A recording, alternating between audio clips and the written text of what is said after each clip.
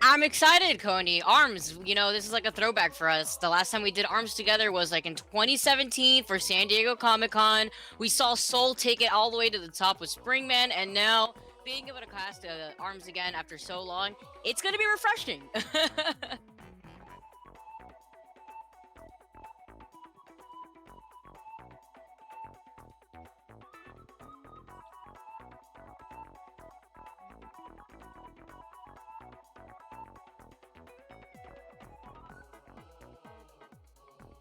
I just realized my mic was muted this whole time. Sorry, everybody. I unmuted elsewhere. I unmuted elsewhere, but not on here. Whatever. I'm doing this by myself. I don't have a team. I gotta set up everything. I'm wearing a green shirt on a green screen. Whatever. Anyway, welcome to ARMS here, the first of the bamboo battles at the Hibernation arc. We're doing everything ourselves. I was just saying before I was unmuted. It's been a while since we've casted this. So many new characters. A lot of new arms that come with them, a lot of new stages, so this is gonna be a unique thing, I think. I have to actually just realize that I have to join your lobby because I have yet to join your lobby right now. Yes, you do. Yeah. Alright, so while you were gone, let me get that set up. But yeah, no, I am really excited. I was looking at the new characters that we had hadn't seen actually on stream when we were doing the showcasing of ARMS for San Diego Comic-Con. Yeah. And I think it's a lot of characters, but they're all really interesting. I would say taking a look at a lot of the stuff that they could do. Hold on, is my HDMI not connected to this? Oops. Hold up, guys. It should be. Yeah, it is. Give me one. This is what happens when you make the casters do production. This isn't our job. Yeah, it's a disaster. Oh my gosh, there's no power cable. Hold on, sorry. Well, that solves it. That was the issue. Now you know. Give me a second. Give me a second. Alright, while she does that, let me get this tweet off. We are down to our top 8. We had, I think, 70 entrants. And a lot of them are DQs, as is the case with these free online events. But while we're talking about this, if you're wondering if this is the only event in Bamboo Battles, let me just tell you, no, it's not, because we got some more coming up. This is the first in the Bamboo Battles Hibernation Arc initiative. Essentially, what we're trying to do is hold tournaments while everybody's all cooped up inside your house, trying to do stuff for casters, for TOs, for all kinds of people within the community, and put on a show as well. So, first one is now. Obviously, we have ARMS happening tonight. On Wednesday, we actually have items on singles for Smash. That's going to be a lot of fun. Dragon Ball FighterZ, oops, no Goku. Apparently, that's... every fighter that is in Goku's bloodline is banned. Whatever that means. So, don't pick that. Beach Vacation for Street Fighter V. We got so many cool events coming your guys' way. So, definitely check it out. Obviously, like I said, we got the items on singles here for Smash coming up on April 8th. So check this out. But I think we're about to get ready to hop into into ARMS when Vicky gets back. She's figuring out stuff on the production side. But we're gonna be there in just 1 second. You ready to go? I think your mic is off. Are you muted? Can you hear me? Yeah, there you are. Okay. Yeah. I'm joining a mouse lobby right now. Awesome. So, in case anybody didn't know, if you want to add another weird element onto this, so my day job, my office job, my Switch is still in the office because I got told had to work from home. So my stuff is still there. I don't have a Switch. My wife, named Mallory, was gracious enough to let me borrow her Switch.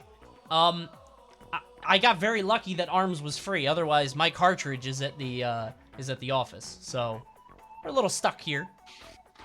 But yeah, a lot of things to talk about with ARMS.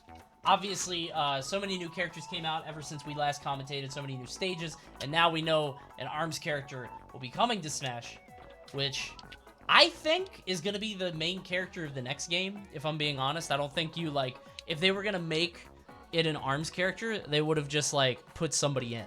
You know what I mean? Dude, they would have just I'm actually super excited because this is gonna change up the way that people play from a distance. Like, we all know facts that, if we're gonna have an ARMS character in Smash, their tether grab is gonna be, the longest that we've ever seen. There you go. So we actually heard that, so when we picked the stage list, or the rule set for this game, we didn't know what to do, so we just went with the Nintendo one. Apparently, everybody in top 8, or a lot of the players, just, are gentlemaning to doing stage strikes and using the community rule set, which is super cool. So just let us know what stages to go on. So I've got all these stages deselected. HanukkahJamboree and Astro Ninja Zero will be going up first. And I just got to know the stage they're gonna be. I almost got in the arena. I was like, whoa, wait, I'm not trying to throw any hands. I'm not trying to throw any arms out here. Yeah, Awesome, I definitely don't want to fight. I'm good to go. So it looks like HanukkahJamboree is saying we're going to sparring ring. Totally makes sense.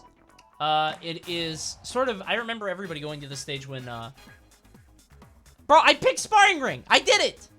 You picked sparring ring? Yeah, so they're going to sparring ring. There is a delay, so don't yell at me, okay? I see the chat. Thank you. So HanukkahJamboree and Astro will hop in.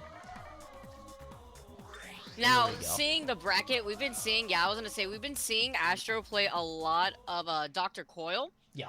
And again, like that, we were talking about how they had a lot of new characters that we just were not used to seeing. Yeah. And Dr. Coil was one of them. We've seen a lot of Twintel. We've seen what she's capable of doing. But Dr. Coil, on the other hand, from what I've seen, it's interesting. She's considered a quote-unquote rush down in her aggressive play style, compared to how ARMS works in general when it comes to prioritizing off of it because you're too aggressive. Yeah. But with her, she could afford to actually do that.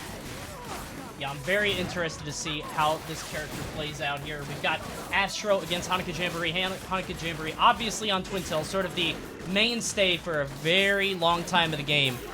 So no surprise that she's made it this far. You can see Astro with an early rush trying to get the arms out there, but he's not going to be able to break the guard. Gets a little bit of damage, though. Yeah, still managing to try to find a way in. And as you mentioned in Twintel, you know, being able to slow incoming attacks, which I think at least in this matchup makes a lot of sense. You know, as you saw right there, actually. Although there's the exclamation point to be careful with the arms. You don't want to break that. Not being able to capitalize off of that and actually gonna get punished hard.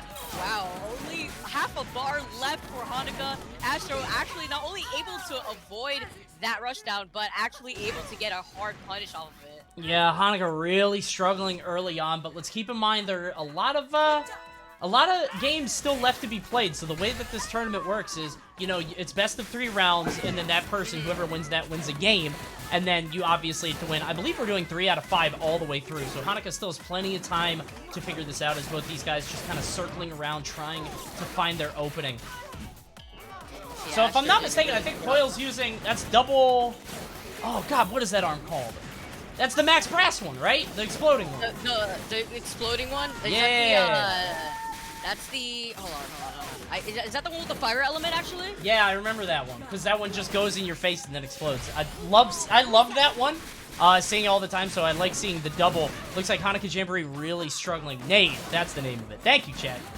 You can see Astro just putting that to good use. It just kind of stops right in front of Hanukkah.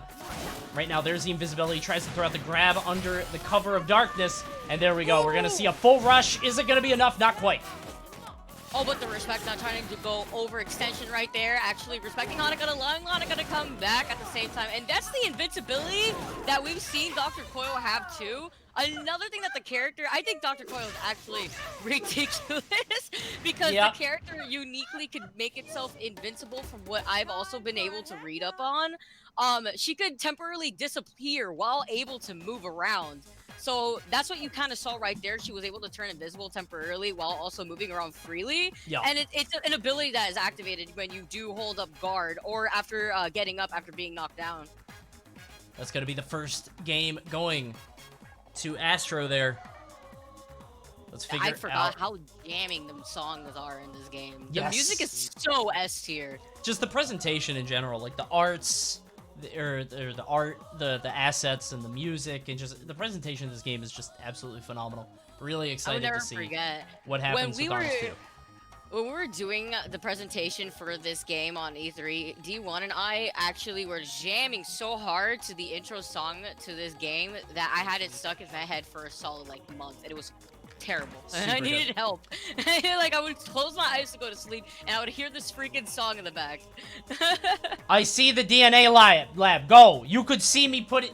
The chat's yelling at me to put on the stage. I literally put it on instantly. You do that again, we're going to the skate park. You keep talking that trash. We're going to the skate park, bro.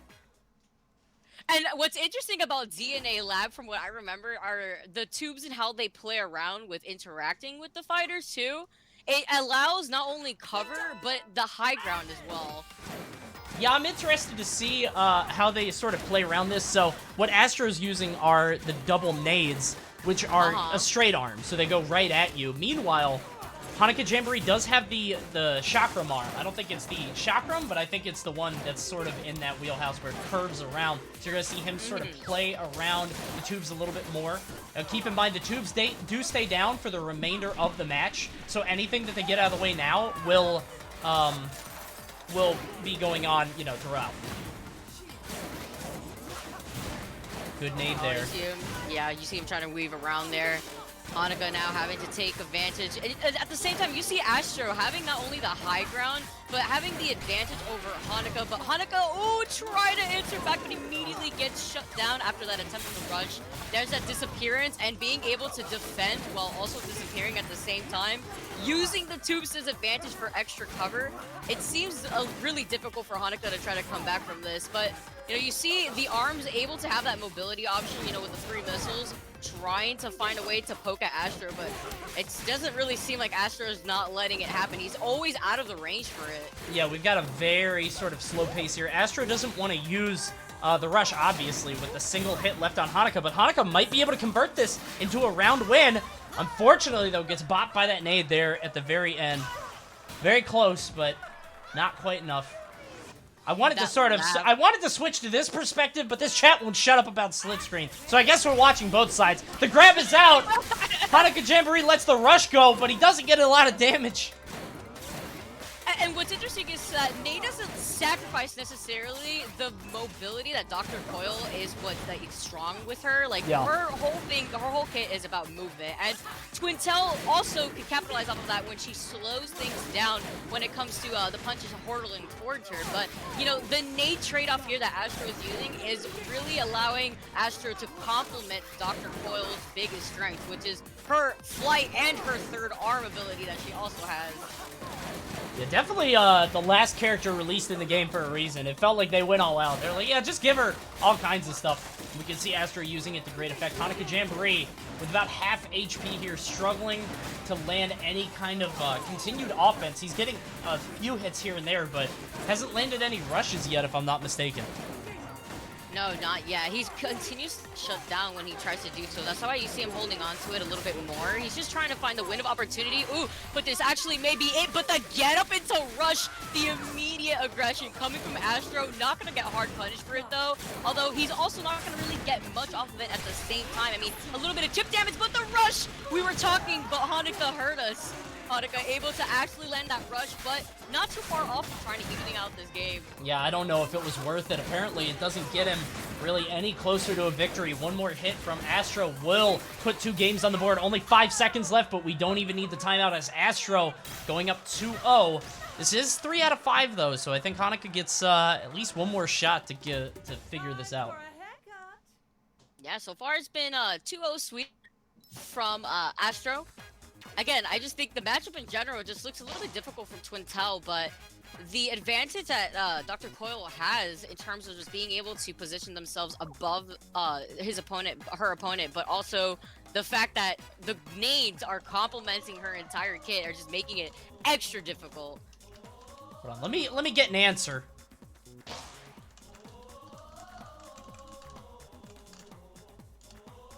Okay, all right, I got my answer. All right, we're good.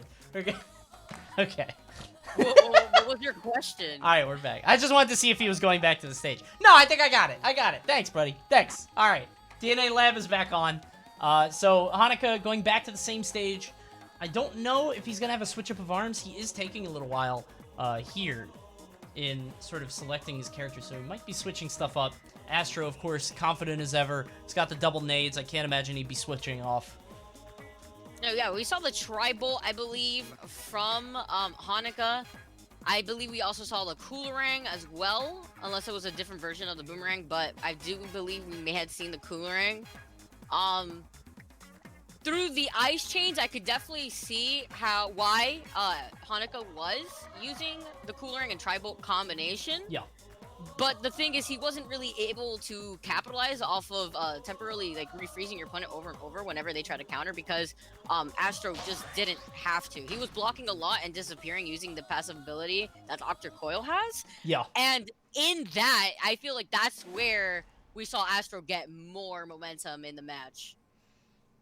Yeah, it definitely seemed like he was sort of using... DNA Lab.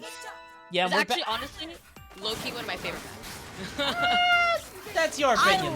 I'm glad. Like it too. You can feel that way. I'm not really in the same, because I used Bark and Bite, and they had the buff, which was like the straight arm. So I was a fan of that. I liked Buster Beach. Hope we get to see that stage. We'll see. But right Buster now, Beach has really good music. Yeah, it does. There's the rush out there from Astro, not quite enough, and not enough damage to really break an arm. So it didn't look like Hanukkah switching off of the arms. He's got the same ones that he did in the last match, and Astro really using that tune to great effect, just kind of hiding behind it, and nothing has been broken just yet. We have the rush, though, being held down by Hanukkah, just trying to wait for that opportunity. Having to actually poke in more damage on Astro. Oh, but the disappearing immediate double punch and the rush right out of Wake Up. You saw the appearance, though. Has to be careful with the arms, but not going to be able to land much off of that. Not even on the shield. Not going to get much of a chip damage, but still, you have Astro in a pretty significant lead, I would say, Cody.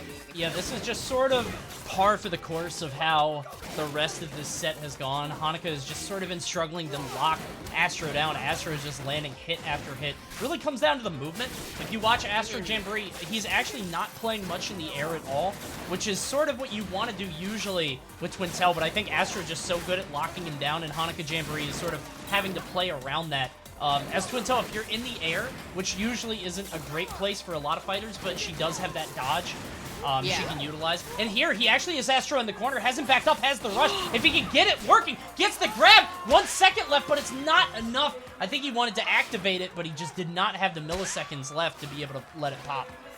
Yeah, it looked like he wanted to do it out of Wake Up, but unfortunate for Hanukkah to not really be able to get that off of Astro. Nonetheless, that was honestly a momentum. Oh, but they grab the retaliation. Yo, you grabbed me last round, but I'm going to do it right back to you. Both these players haven't really had that opportunity to go in for the grab. Yeah. You see this slow down from the nades. Doing a really good job at trying to avoid this, but Astro is also just doing a better job at controlling so much more space. The explosion really showing that you have to respect it. Just those big booms on the arms, so they get big charged up and just boom, boom. Yeah, so the way that they work is like, if you block it, you have to kind of wait a second because it's going to explode again. It looks like Hanukkah just getting caught by it. Obviously a veteran player, so we know he knows, how to beat it, but it just looks so oppressive when it's constantly in your face like that. Hanukkah looking down the verge of a 3-0. He's able to land this rush, though. Maybe he can make something happen now. Now actually able to use the glide that Twintel has right there to slow down incoming attacks. The disappearance, though, from Astro, again with the high ground and getting that last punch. Hanukkah only 1 hit away as his shield does get that chip damage, though. Yeah, he's got that magic pixel, but it just makes it so scary because you have to block all of these hits, and the way that the nade works, it's gonna explode, so you have to hold that shield for so long and risk your arms breaking. Throws out the punch. It actually knocks Astro out of the rush. Hanukkah holding on for dear life. Can he make it work? The comeback is definitely in his favor right here. Again, you can't lose this if he does get that chip damage off of his shield, and that's exactly finding the sneaky way in, letting go of shield a little too early, being able to duff right around that.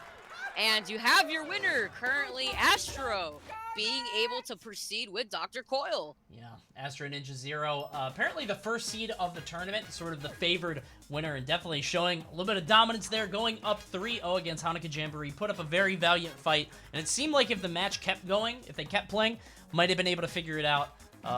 But it looked a little difficult for him. But Astro is going to continue on in the tournament. In winners, Hanukkah, of course, going to drop down to losers bracket. He'll have some more matches later on, but I think we're going to kick it over to the other side of winners in our next match, which is going to be Asqew versus Dendy. Both of these guys are also on the Team Illusion, which Astro was repping before. Yeah, these 3 players are definitely players you want to look out for, as you saw them basically tear through bracket. These players are very experienced with this game too. I mean, no surprise seeing, Astro's performance. Hanukkah putting up a really good fight himself. I would not be surprised to see him in losers finals here. Coney, I mean, we have a long way to go still for losers as well. And I mean, we only are in round 8 that we're going to be able to stream them soon. But yeah, no, so far we are having a pretty good bracket. It's surprisingly too, considering the fact that a lot of players, you know, when it comes to online tournaments, they do happen to DQ, but you know, a lot of other players definitely played through their matches here for this first Hibernation arc, I would say, for ARMS. I know we're gonna have a lot more tournaments coming up this week and for the month of April. So shout out to Panda Global for being able to provide that to the communities of all these different games that were affected during the COVID crisis. For sure. All right, not sure if I have Asqew added. Let me go ahead and take a look. Home menu cannot be displayed now. Ah! I think I might need to make a new lobby. Rip. All right, let me see. You have to make a new lobby every time you want to invite new people? Think so. Interesting. There we go. Oh, there's Asqew. I see Asqew in here. Oh, well, all right. He probably got tethered in. There we go. All right, I'm still in Asqew the and I same are lobby. now If you friends. want, if you could just maybe you have to join me. Oh, Now, really? All right, let me try. Yeah, I'm still in the same lobby as them. Neat. All right, you might be the hero now. This is my wife, Switch. Everybody say hello. She's Katamari, Harvest Moon, and Harry Potter Lego collection because she is an Omega normie. I love her. All right, let me see. Join. All right, and I have the code. Perfect. Spring-a-ling. Spring-a-ling. All right, so I'm coming in. Can I change the settings, or are you the boss now? Yes. Okay. Wait, no, I can't. All right, Vicky, you have a very important job now. All right, I have an important job now. Wait, are you the What? Are you the host? Go ahead and hit Am I? hit Y. Oh, I see the stages. Can you set them? Let me see. Oh wait, no, it doesn't give me that option. Hold on. Ah. It only tells me to change my fighter. I was gonna say it because give I you that can't change option? it. It lets me go to. It sees the rules, but it says DNA lab. Why is it only set to DNA lab? Well, because of the last match, so the host has to do it. All right, let's make a new lobby because I gotta Alright. I gotta do all this stuff. Sorry, While everybody. you do that. While you do that. All right. I'll be figuring some stuff out over here. Spring Song. All right, fellas, lobby's up. Sorry, everybody. As an Alright, I can impartial join judge, I have to pick. Oh, you were going to DNA anyway? Well, how about that? So we're wasting everybody's time then. Okay. It says I'm connecting now. Here we go. Alright, there you go. Dendy and Asqew Cool. are ready to go. They are going to DNA Lab, which is the stage anyway. Perfect. Good. And again, this is the other side of Winners Semis. These guys have won 4 matches in a row. Winner will go on to Winners Finals to face Astro Ninja Zero. Dendy has locked in. I believe Dendy, from what I'm seeing here in bracket, he's played a lot of. Honestly, the icons are just really pixely, so They're very tiny. they're very tiny. I was like, oh wow, he mains pixels. That's cool. But anyways, he's been playing Master Mummy from what it seems like in bracket. Okay, yeah, there you go. So we got Min Min and Master Mummy. See, these two characters we have seen in the past. Yeah. A lot. I actually have a theory that maybe Min Min could be the one to make it into Smash, but who knows? Who knows? He's not one of the iconic characters, but she definitely was there as one of the starting fighters in the game. If I'm not mistaken, I think Min Min was like the character that won the final. Well, it's not the final anymore, but it was the final at that time. That the arms clash or the battle thing, where basically she was the most popular character. And I was wondering if she would get in, but I really hope not. We'll see if Asqew can make it happen here against Master Mummy, who I remember, like... I hope not. Do you remember how Master Mummy, when the game first came out, he was, like, considered, like, bottom... He was the absolute worst, like, no question. Yeah, it was because of his movement speed, too. Yeah. And I just felt like... The thing is, he does a lot of damage. He's essentially the heavy grappler in this game. I mean, Yeah. everybody technically is a grappler, but you know what I mean. He's the one that actually deals the heavy damage here. Oh, but found these opportunity, and no, he didn't. Managed to break the arms, though, through the shield. That was actually really good on startup, but a better reaction from Dendy's point of view for being able to shield that right on cue. It looks like Dendy is rocking with the Retorture and the Nade, which we saw in the last game, but Asqew is just playing around it so well. Has Dendy boxed in the corner. He has about one hit left, tries to go for the grab. It's not going to happen. Dendy going for the desperation grab. It's not going to connect, and Asqew is going to win the first round. You saw Min Min not actually having to do what we've seen her do in the past with that dragon. Said, you know, it looks like she's rocking the roaster, the double roaster potentially here. It's the yellow one. It's not the toaster. No, the toaster's the fire roaster, one. the roaster. That's you what get it is. roasted. All right, there we go. Perfect.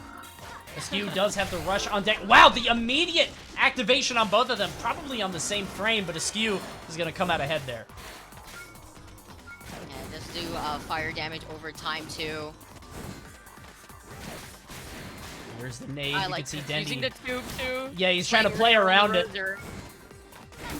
Let's keep in mind, I totally forgot about that. So Master Mummy actually heals from blocking. As you can tell, they're about 10 per second. And because of that, you can heal up a little bit. It's not a crazy amount, but it is, it can be pretty substantial if your opponent just kind of lets you do it. Yeah, I mean, look at the last match that we basically had. It's, oh, wow, being able to use the rush to get out of that situation, not letting the punch land, and punishing the Master Mummy instead. That was really good. Of course, since Master Mummy, you could see when he's going to be throwing out that punch. You know, he is a little bit more stocky and slower, so not only being able to react to that, but using the rush as a punish. Very well done there. So let's see what happens with the next match. I think it might be, wondering if we're going to see a stage change, because, I don't know, DNA Lab looked tough. I'll just say that. Yeah. Did not look great, but we'll see. What's interesting about the arms that we're seeing from Asqew, in particularly using the Min Min and the Roaster, is that the firearms happen to work better against heavier opponents like Master Mummy and like Mechanica, and any fighter who just has a buff that allows them to resist hit stun, you know, in general. So, like, just being able to counterpick that we're seeing from Asqew on to Dendy, all has to factor in the fact that he's playing Master Mummy. So we're waiting on the next stage here. I guess they have to tell me through the chat now. This is a good way to get viewers. Just hold them hostage and make them run the tournament through here. They're telling you the stages that they're picking. That's hilarious. They have to. All right, Buster Beach is the choice. Thank you, Dendy. I read it. I see your chat. Thank you. Play the game. Start it up. You guys are gonna do Coney Nagnerism. I need him to talk here, guys. Gonna rupture my aorta here. All right, here we go. If you had admin privileges in the bracket, you see their chat. Oh yeah, I forgot about that. I think I did that for the 2GG events a long time ago. All right, Buster Beach. Him that power. Oh okay. All right, buddy. I have the PG stream key. I could put anything I want on this stream. Let me just make that clear. Anything in the world. Dangerous. Someone pick him up. All right, so Buster Beach. I love this stage. You were saying this stage just has excellent music. It's so nice. Yeah. Honestly, this game in general just has really good music. Buster Beach is was one of those stages that just like spoke out the most, in my opinion. Like, it was able to put out itself with its music. All right, Min Min against Master Mummy again. No switcheroonies on this one. Another nade on Dendy's side. Is that the toaster? That looks like the standard arm, yeah. Yeah, the one that Asqew's using, is that what you're asking? No, the one that Dendy's using. He's got the normal, Dendy. yeah, he's got the normal toaster, one, yeah.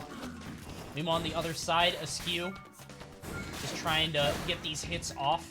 Eats the nade there from Dendy. And I'm interested to see how these two play sort of around that island that you can see in the middle of the stage on the left from Dendy's perspective. Basically, what it does is it makes it so if you want to hit your opponent, you kind of have to stay either at that distance or try to jump over it. Both these guys playing very grounded here. Asqew jumping a little bit more, which is obviously good for Min Min just because she does have that dragon arm. She's able to kick away hits. Excellent rush there. But Dendy only activating it really to get a reaction out of Asqew, but there you go. Oh, but the stall, too, actually allowed Dendy to put down his guard. He thought that that was going to be it, and he was not going to overcommit. But, of course, you have here Asqew able to capitalize off of that. That was quite interesting with the stall. He actually got a lot of damage thanks to that. Yo. Beautiful hit there by Asqew. Just kind of popping him right as he jumps into the air. Dendy struggling here. And I'm wondering how many times we're going to see, you know, sort of a... I'm hoping we don't see a lot of 3-0s tonight because it's looking very difficult for Dendy to get any kind of offense going. Oh, they get up to it. And it's nice to note, both of these players are on the 18 too, so this is no obscure matchup. You know, both these players kind of know how they both play at the same time, and of course the gloves too to counterpick the Master Mummy pick at the same time. Again, this health regeneration, I would say, Kahuni, just really isn't helping Dendy. I mean, it's good at pressuring and forcing him to commit, but, you know, if you have Asqew here reading these bars, you have that free grab going on. Oh, but calling him out, knowing he wasn't going to hold shield there. He was scared of the next grab, because that's exactly what happened to him at the beginning of this round. Yeah, the immediate pop-up as soon as he jumped into it. And Asqew going up 2-0 on Dendy, who only has one more game to figure out what he wants to do here. Wondering if he'll go back to the same stage if we want to go back to Buster Beach. I don't feel like the stage played too much of a role in that loss, if I'm being honest. I think it just kind of came down to, you know, it seemed like Asqew has that matchup down, you know. Yeah, it honestly looked like Asqew, regardless of the stage pick, was able to really press Dendy like on the side of the stage either way. Kind of looked like something similar on DNA Lab, except using the tube to play Ring Around the Rosie on, but it kind of looked similar to this map where you saw them just kind of focus on being pressured against the stage. You couldn't really get anywhere. He's just kind of stuck, you know. Yeah. So Asqew versus Dendy. We're going to go to game 3. It's also interesting to note, you know, whenever we see Min Min charge her Dragon Arm, it stays like that permanently until she's knocked down. But because, you know, we have Master Mummy on the screen from Dendy, Master Mummy has no problem getting these knockdowns and negating that permanent charge that Min Min can have with her Dragon Arm. Vicky, be honest with me. Did you just read that off the wiki? Well, no, I actually didn't. I put 2 and 2 together. You remember that part? No. It was because I read how, like, Min Min actually keeps her dragon until she gets knocked down, but Master Mummy, since he's a heavy, he knocks them down a lot easier. Yeah. I don't know the chances of how easy he knocks them down, to be quite honest with you, but I do know that since he's been knocking down Midnight, we saw that with almost every single blow, Asqew was getting knocked down, but it wasn't enough for it to change the tides of the match. But I realized that's why he wasn't keeping his charge, because every time he would get knocked down, his charge would go away. And I literally had no idea why, but now it makes sense. No, it's just really funny, because I remember, wait, what is the chat? What do you want? The stage? What? The stage. M? Is M a stage? Everybody's saying M. It's still on Buster. What does M mean? I don't know. Alright, so this must be an arms meme. Okay. Alright. M must be a stage. Alright, we're going to... There's no stage that starts with M. There's... M is Scrapyard? Oh, okay. Like Mechanica. It... I feel it. What? You know. Got him. What the hell? You know, M like Mechan... No, I asked if you read off the wiki because... Oh, Mausoleum. Oh, wait, I forgot. That's true. That does start. Whoops. Listen, you guys are going to go wherever I tell you to go. I'm going to put you wherever I want. All right, anyway, the reason it starts with M. the reason I was asking is cuz I totally forgot that Mummy can just eat uncharged hits without getting staggered. I was like, "Oh yeah," and I saw it there. It's M for Minnie? Like the mouse? What do you mean? Like mouse. What does that have to do with anything? All right, here we go. That's crazy. I've never knew that Disney had a debut here. Anyways. There's hope for Sora left, I guess. If an ARMS character can get into Smash, Sora can too. There we go, right through the pillar there. Good grab by Dendy as Asqew takes the high ground. And this is the positioning advantage that we had seen in our last set too. You see Asqew taking more of a high ground position, but now going in for the aggression, the bait. You see him trying to regenerate Dendy, getting Asqew unnoticed right around that pillar that you see right there. You have the charge up here too, being able to knock him right out. There's that knockdown. Oh, but immediately canceling his grab into the rush down. Dendy, though, able to react into the shield immediately. Yeah, I like the bait there, but it just kind of goes to show how far along this game has come. As the game has sort of developed, the people still playing it have just developed sort of plans within plans and tactics on tactics, and you can just see that reflect in the play. That used to be so easy to do. You would just throw out the grab and then immediately rush because people would be, you know, open for it.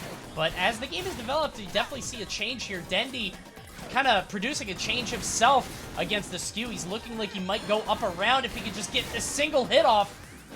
Oh, he tried to go for the get up grab right at the beginning right there, but he still managed to get the second grab anyways, even though he missed that first one. We got our round one winner right here.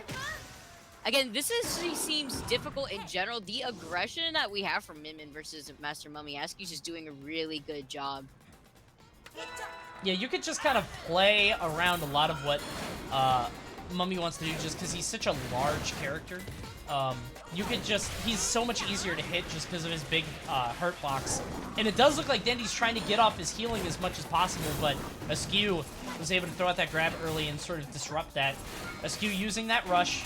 Dendy has a rush of his own. He's going to get that extra damage on the throw. 200, gets another one. That's 400. Oh! That's huge damage. And that's exactly what Master Mummy wants to do. Oh, being able to pull. Oh, he doesn't even shield. He looked that he missed half of his punches during that rush down, but he didn't even shield the end part of it. Asqew taking a lot of damage because of that, but being able to avoid that grab at least, not taking another 200 damage. Yeah, you can see that Asqew tried to knock Dendy out of the rush. If you take that hit, that's going to do it, and that's going to knock out the rush, but it doesn't matter. Takes a little bit of free damage from Dendy, who puts himself on the board with that win. Let's see if he can transfer it into a game win, though. He needs one more. Actually finding his way to get it, grabs that he's been missing out on a lot of the times. I mean, Asqew's just not making it easier for Dendy, but, you know, this is the momentum booster that he definitely needed too. See Asqew now getting a grab of his own. He is holding on to that rush, but trying to wait from Dendy. Actually does get that grab. Asqew is in the driver's seat, has the full rush. Dendy at about half HP. Asqew just needs one opening. This is looking very bad for Dendy. Throws out the arms. That will connect, and Asqew will go up 3-0 on Dendy. It's another shutout. The second one today. 2 matches, 2 3-0s. Yeah, it seems pretty convincing. At least Dendy being able to take a round within that last game definitely looked like it was promising if both these players could play a little bit more. Similar to what we actually saw in the last round. You know, Hanukkah, although he wasn't able to take out a round, at the very end when he was holding on to that very, very slight slither of health, he was able to at least hold on to his ground. But, you know, similar to here, it just seemed as a positional advantage really helped out both Asqew and Astro in that aspect. So what's really funny is when we first made the rule set for ARMS way back when 2GG was doing ARMS events, we didn't know what to put as like, so in Smash, the Lilat stage is the stage that you don't want, but you kind of have to put it there because you need a 5-stage starter. It's like, okay, I guess we'll make it Lilat. Scrapyard was the stage that we were like, nobody's actually going to pick this, but you know, we need a stage to even out the stage list for striking. Turns out everybody picked it. The entire 2GG circuit, it was the most played stage. So I was like, wait, what? Why did this happen? I couldn't believe it. And like, everybody loved the stage, so I don't know if that's still the case, obviously, but that was the case way back when, a long time ago. And yeah, this is actually a blue shirt. I just chroma keyed it to look green for the background. That's the idea. Is that what you've been practicing so that way you could put yourself there? Yep. Hold on, can I do... Alright, we'll go with that. I think I can disappear. Totally. Oh, yeah, there you go. Don't use this in clips, please.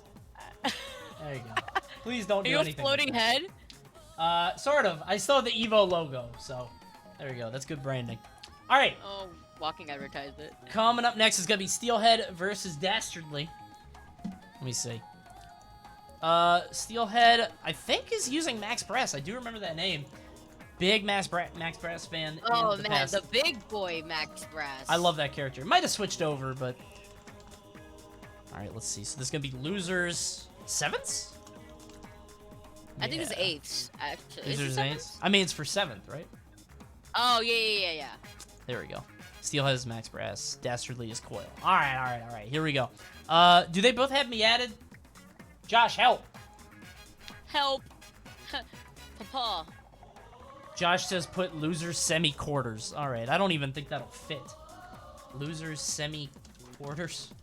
I'm gonna try to fit that into the layout. Let me see how that looks. I think we were gonna have another Dr. Coil situation That's not too bad. here. Potentially. She's very good. Good character. Yeah, actually, though, Nice character. I probably would have played a lot of Dr. Coil if she came out a lot earlier. Like because we got to play a lot of Min Min when E3 was out and about, and that was interesting because I don't think Min Min was in the demo to play.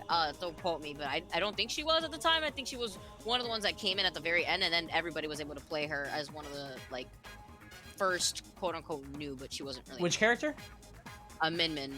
Min Min was in the original. I think you might be thinking of Lola Pop. Because, like, Min Min was, like, a starter Lola. game. The first character was Brass. I think it was Brass, Lola, Misango, Coil. And I might be forgetting one, but I don't care. I think Coil was the last one, actually. Oh, Springtron, I think. Yeah.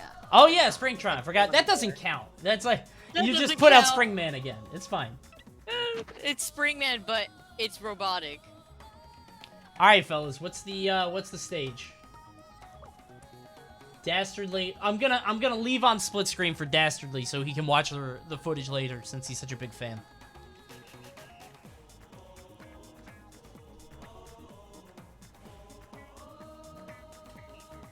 I don't know if the Nintendo rule set has the items, but Coney and I were talking about the throwback to when I forgot about those. But I was like, dude, are the items legal for this? Like, because I remember there used to be the health and the energy were the rush juices. I had forgotten about those, but the actual shock bomb and the fire bomb were two that I had remembered, and I was like, dude, are we gonna play around with these? Like, is this legal? Yeah. But it's not. It's not. Thank goodness. Apparently, Get the that out Nintendo of rule here. set is it's a random stage. So Oh, there, okay. yeah, there are a bunch of random stages, and it just goes to one of the on one of them. But pretty much everybody in this group, they're gentlemaning to the approved rule set, which Right. totally makes sense. So now we're just waiting on the stage here. We're gonna see the boy Max Brass getting swole in real time. Dendy says I they're remember choosing that. sparring, which is probably true. Pretty much everybody goes to... I remember that. Everybody loves sparring. Smash GG defaulted the whole bracket, the community backroom rule set. Okay. All right, sparring ring. That's where we're going. Beautiful. It's all hooked up. Let's go. Sweet, awesome. What a helpful community. It's second to last on the list. Thanks. That Aw, helped me to so find good. it. Yeah, They thanks, helped fellas. you find it. It's because you couldn't find the M. Okay. Well, come on. I haven't seen that stage in a long-ass time. All right. Steelhead versus Dastardly. Start it up. Dastardly, of course, on Dr. Coil. Steelhead on Max Brass. And here's split screen for you. This is what you wanted.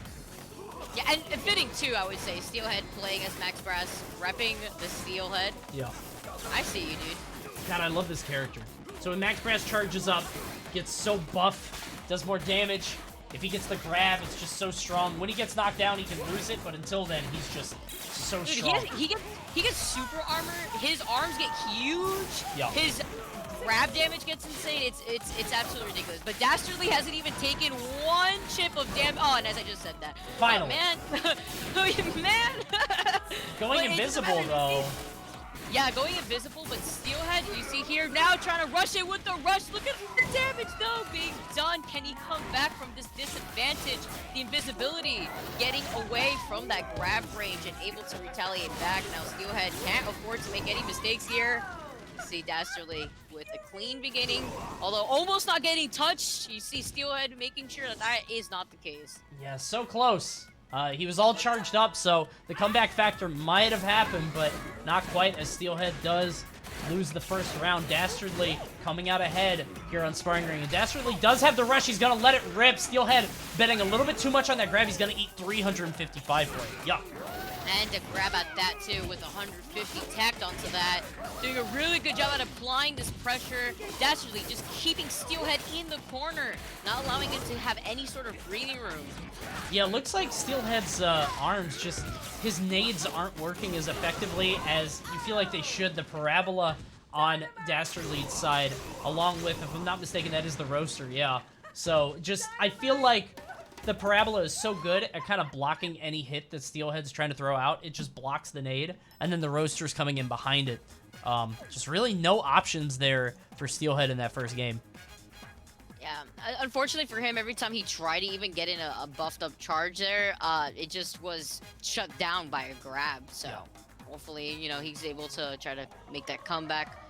Honestly, the pressure though that we're seeing from Dastardly is ridiculous. So we're going to another stage. Might just be going back to the same one. It's a nice stage. It's kind of like, I don't know, it's so basic, you know? It's kind of small, tight. Which one? The same one? The sparring ring. Oh, okay. Because if you remember the original neutral. stage, do you remember, like, it looked like it was neutral, and then it had the bouncers, and you're like, whoa, that's... Yes, yeah. That's crazy. So Steelhead against Dastardly. We're going into game 2 shortly. And thanks to Max Brass's like buffs, the fact that he could buff up in real time in the match and deal so much damage, he could come back from, you know, disadvantage in a situation like that. But yeah, he just didn't have any breathing room. He kept getting grabbed every time he tried doing it.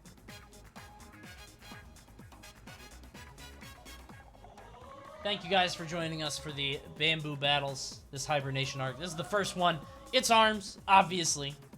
Coming up next, we got the Smash one, which is happening on Wednesday, which have all items. I think, or is it all items on? Hold on.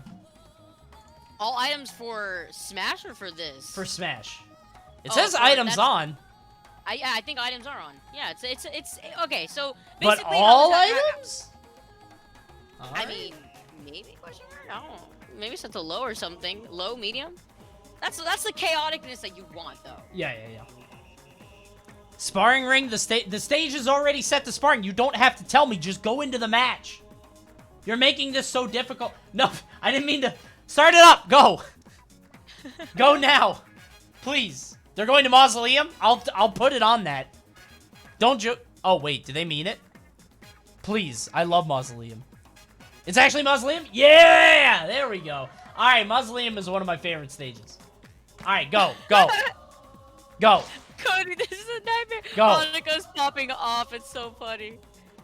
Mausoleum is so good. So this stage has a big, kind of an open grave in the middle, and when you bust it open, there's a spider web that makes you jump. I love this stage.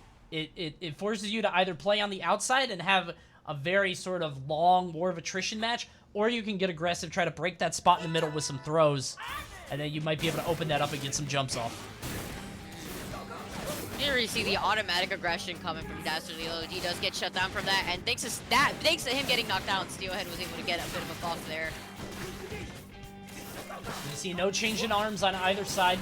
The Parabola going through the grab there. Steelhead backed into the corner. Dastardly trying to find his angle, but Steelhead just consistently kind of throwing out his arms past Dastardly, and the problem with that is that it takes longer for your arms to come back, and then you're sort of a sitting duck there.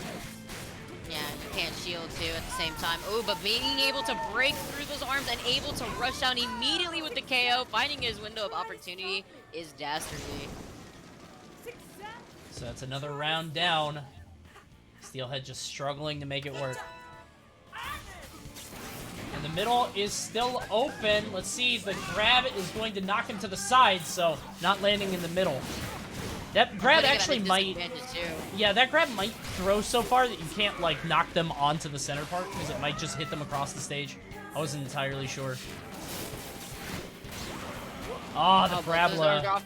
Yeah, but being able to avoid getting grabbed in that situation, it seems to be Steelhead's turnaround game right here with the amount of damage that he's able to tack on. You see Dastardly going invisible with only a little bit of HP left. Steelhead really just needs one more solid nade hit. The arms are flying everywhere. Dastardly staying in the air, trying to float around. That should do it. Yeah, the grab wide open, but 1 pixel left on Dastardly. 1 pixel, and he does have the rush. He can't leave himself open with these attempts on the grab, but finding his way to sock him in the face. You see Steelhead making the comeback finally. Well done. That's 1-1 in terms of rounds, but Steelhead still needs to win one more to get a game. 2 rushes online. Steelhead opening up with the rush, and I like that because it opens him up to get another one. And that was smart too, because he noticed that Dastardly has been actually pretty grab heavy in terms of opening it up with these matches. Always trying to go for that grab, and Steelhead just kind of waiting it out, waiting for that grab and able to use the rush as a punish. But a punish from himself was Dastardly, although now almost even here for both of these players. Steelhead trying to rush through. What he's trying to do is use the block and parry forward. So when you block a hit, if you dash forward, you can kind of parry it and put out an arm right away. So you can see him trying to do that, but Dastardly kind of has him on lockdown, patrolling the center of the stage. And there, an excellent grab from Steelhead might put him back in this. Another comeback too. Steelhead absolutely huge in real time now. Trying to find his way in here. The players both have rush at the ready too, and the rush attempt from Steelhead, is it going to cost him the game? It seems as if it does. The aggression not letting Steelhead being able to take this round from Dastardly. None of the hits landed as soon as he activated the rush, and it looked like Dastardly didn't let the rush go immediately. He kind of chilled, walked around him a little bit, waited until the opening was there, and then boom, takes the set, or I'm sorry, the game. So that's 2-0 currently for Dastardly. Steelhead putting up a fight, winning a round, but not enough. But the best part of that match was I made a new friend. I got a friend request. I'll check them out in a second. Oh, nice. You made a new friend. I'm proud of you. Thank you. You know, I make so many friends, you know, in this line of work. It's nothing to me, but, you know. Yeah. It's nice, I guess. All right, we're going back to Mausoleum. Steelhead and Dastardly for the next game. Steelhead has one more chance. I wonder if we're going to see an arm switch. It feels like he's been rocking the double nades, but I don't know. Yeah, he's just sticking with it. Yeah, I mean, Parabola was honestly putting in so much pressure too in general, but Steelhead sticking with the same gloves that he had on before. Well, dealing a lot of damage with these grabs too at the same time. Ooh, being able to parry, but finding his window of opportunity to get that grab since both of his arms were offline there. Yeah, the electrical element is just so good, and the Parabola, if you land that charged hit, kind of electrifies your opponent, leaves them wide open for a grab if you can let it rip right away. Right now, both these guys playing the long-range game. Neither of them really able to land a hit, but Dastardly with a quick 1-2. And Dastardly not only pinning Steelhead against the wall here, not allowing Steelhead any breathing room to wake up into rush. I like the delay right there, almost breaking Dastardly gloves, but just not enough. Dastardly, I would say, not taking too much in that situation, but does get grabbed in the process. He is holding on to rush at the same time, though. Drawing it out. Dastardly trying to keep that rush for a rainy day. If he can get off like 1 or 2 more hits, might be able to pop it. Eventually does. Yeah, he wants to. Yeah, he tried to catch him at the end. Yeah. He gets the knockdown at least, but doesn't get a follow-up nonetheless. Now keeping him again in the corner, and the moment of opportunity, every time he sees him charge up, he goes in for that grab. There it is again. You know, they were playing the long-distance game at the beginning for a while, but it just Dastardly was able to put on so much pressure that he gave Steelhead no breathing room. Wow, this is a pretty small map for what it seems. Yeah. Grab going through. Steelhead trying to parry through. Ooh, a lot of grab dodging, but Dastardly eventually able to put up his arms and block that. And Steelhead looking down the barrel of yet another 3-0. The third one that we will have seen if he can't take this game. Getting another knockdown. I have the patience, almost getting grab again, but Steelhead getting ready, but the immediate punish using the rush to cover himself. Again, when you throw out that grab, you cancel it immediately into the rush, and that's exactly what you just saw from Dastardly. Parabola is out, not going to land. Steelhead does have the advantage of the, yeah, he's got the comeback going, but it's not going to happen. Dastardly just too strong, too oppressive, puts him down, and Steelhead falls 3-0 to Dastardly, who will move on in the tournament. Steelhead with a respectable 7th out of, what, 70? But actually really like 40 because of the DQs. Still that's good, still though. pretty. Yeah, that's still really good. Anyways, good stuff to Steelhead. Dastardly now being able to go through the bracket, and I do believe, unfortunately, that we have had a DQ in loser's side from Gilly Boat. He was unable to make it. I do like his name though. So, Dartremix. Dartremix is gonna be going through the bracket and having to fight HanukkahJamboree that we had actually just saw for our first match. And then of course, meeting him in losers is going to be Steelhead versus Dastardly. Alright, so I gotta go get out of here so I can add Dartremix. 1 second. Yeah, that's like the last person I think you have to add, and then you'll have everybody in rotation from Thank here on goodness. out. I should, yeah. Alright, let me go ahead and add that. And like, it sounds... I don't know, to get 7th at an event like this, you know, a 7th out of 40, out of 60, out of 70, whatever it is really hard because the people still playing ARMS are dedicated, you know what I mean? So it's not like you're entering a free Smash tournament where you're playing sort of all... I don't mean to... I entered Grand Prix, sorry. It's not... I just wanted to play some single player, bro. No, it's not like you're just playing, like, people of all skill levels or people, like, with items on and people that care, people that don't care, or whatever. When you're playing these people... Why am I putting on a code? It doesn't... Okay, whatever. When you're playing these guys, these are all people who've been playing the game for a long time who follow the scene. You know what I mean? It's very difficult. It's super stacked. Spring-a-ling. Lobby's up, These fellas. players have been playing for a while. I mean, this game's been out since, I believe, what, 2017? 2017, So, yeah.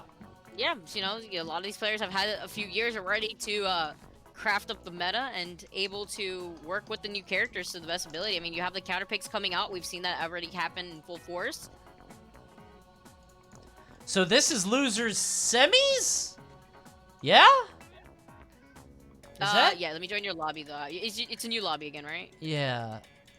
Am I doing this right? Am I doing this right? I have no idea what I'm doing, bro. I'm just supposed to be talking about the game. I don't do all this production crap. Losers so quarters, hard doing that's all of it. Well, you threw me off with losers semi-quarters, whatever that is. You just made up a part of the bracket. Losers quarters. Semi-quarters. Just made stuff up.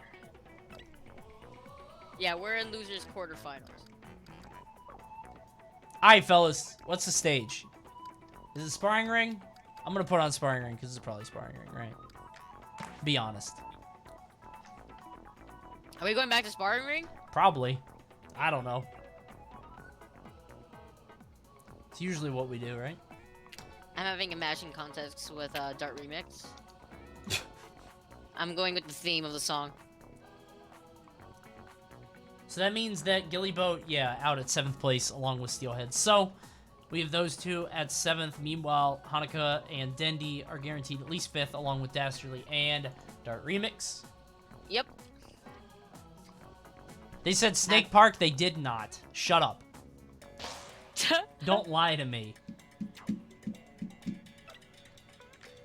I don't remember Redacted. Do you remember that stage? Redacted? Yeah, that's the coil stage. I don't even remember what it looks like. I don't. I remember the one that looked like I have to see it again. I don't know if actually was it the beach one? The one that it looks like it's in front of Hollywood? Oh no, that's Cinema. Yeah, that's Twin Tell Cinema stage. Yeah, with the cars. Yeah, I hate that actually stage. really like that one. I like that one a lot. It looks so cool. DNA? Alright. You guys in your DNA lab. Alright. Go! I'm gonna ban everyone in the chat. Next person to say DNA is getting a timeout. Do I even have a sword? Sword check. Sword check. Please. I don't have a sword! Josh! What the heck? Give me a sword! What? Oh! Oh, yes! Oh, wait. I don't have my sword yet. It says I'm a mod, but I don't have my sword yet. No much, so much. The time of reckoning is nigh. Alright, here we go. Starting off, HanukkahJamboree Dartremix. Here we go. Oh, I love this skin, though. This Dr. Coil skin actually looks fresh. Ooh, gets that grab, though. Immediate punish off of that defense. See Hanukkah already pressured into the corner here. Again, I really like DNA Lab just because of how the tubes play around with the arms and how many hits they have to take before they actually break. And that's just a lack of cover overall. Yeah. To help yourself in disadvantage. Ooh, the slowdown, though, allowing him to go in for that sneaky grab. Hanukkah being a little stronger now, going in for that extra oppression. But again, with this matchup that we've seen, Hanukkah has played this. We saw Hanukkah lose to Astro in winners. Now having to replay the same matchup against Dartremix on the same stage, too, nonetheless. Yeah, and I like sort of how Hanukkah is playing this because he broke one of the tubes with the grab, and now he's just putting Dartremix in corner to corner. He was on the other side of the stage, and then he kind of pinned him down on this side as well. Dartremix trying to put himself between the opponent and the tube there, but Dartremix is on the defense. He is slightly ahead in terms of HP, but Hanukkah has been rallying. Yeah, but the rush meter on Dartremix's side is also something that he's got to be watching out for. Hanukkah now having to try to figure out a way to add in this extra damage. As you saw right there, the rush is on at the ready too. The tube is down at the same time. You see, I like the charge on the dragon too. This may not be Min, but see, the arms do happen to work the same way with the charge. Oh, wow, we got 9 seconds left down on the timer. Dartremix is going to try to run away, but if he can get the win with a big punch there, he will. HanukkahJamboree eating that hit and Dartremix winning the first round. But are there any tubes left? There's one. One in the corner, yeah. And it's broken. It's broken too. Yeah. Oh, and Dart going right behind it, yeah. It's going to be down in just a second, though.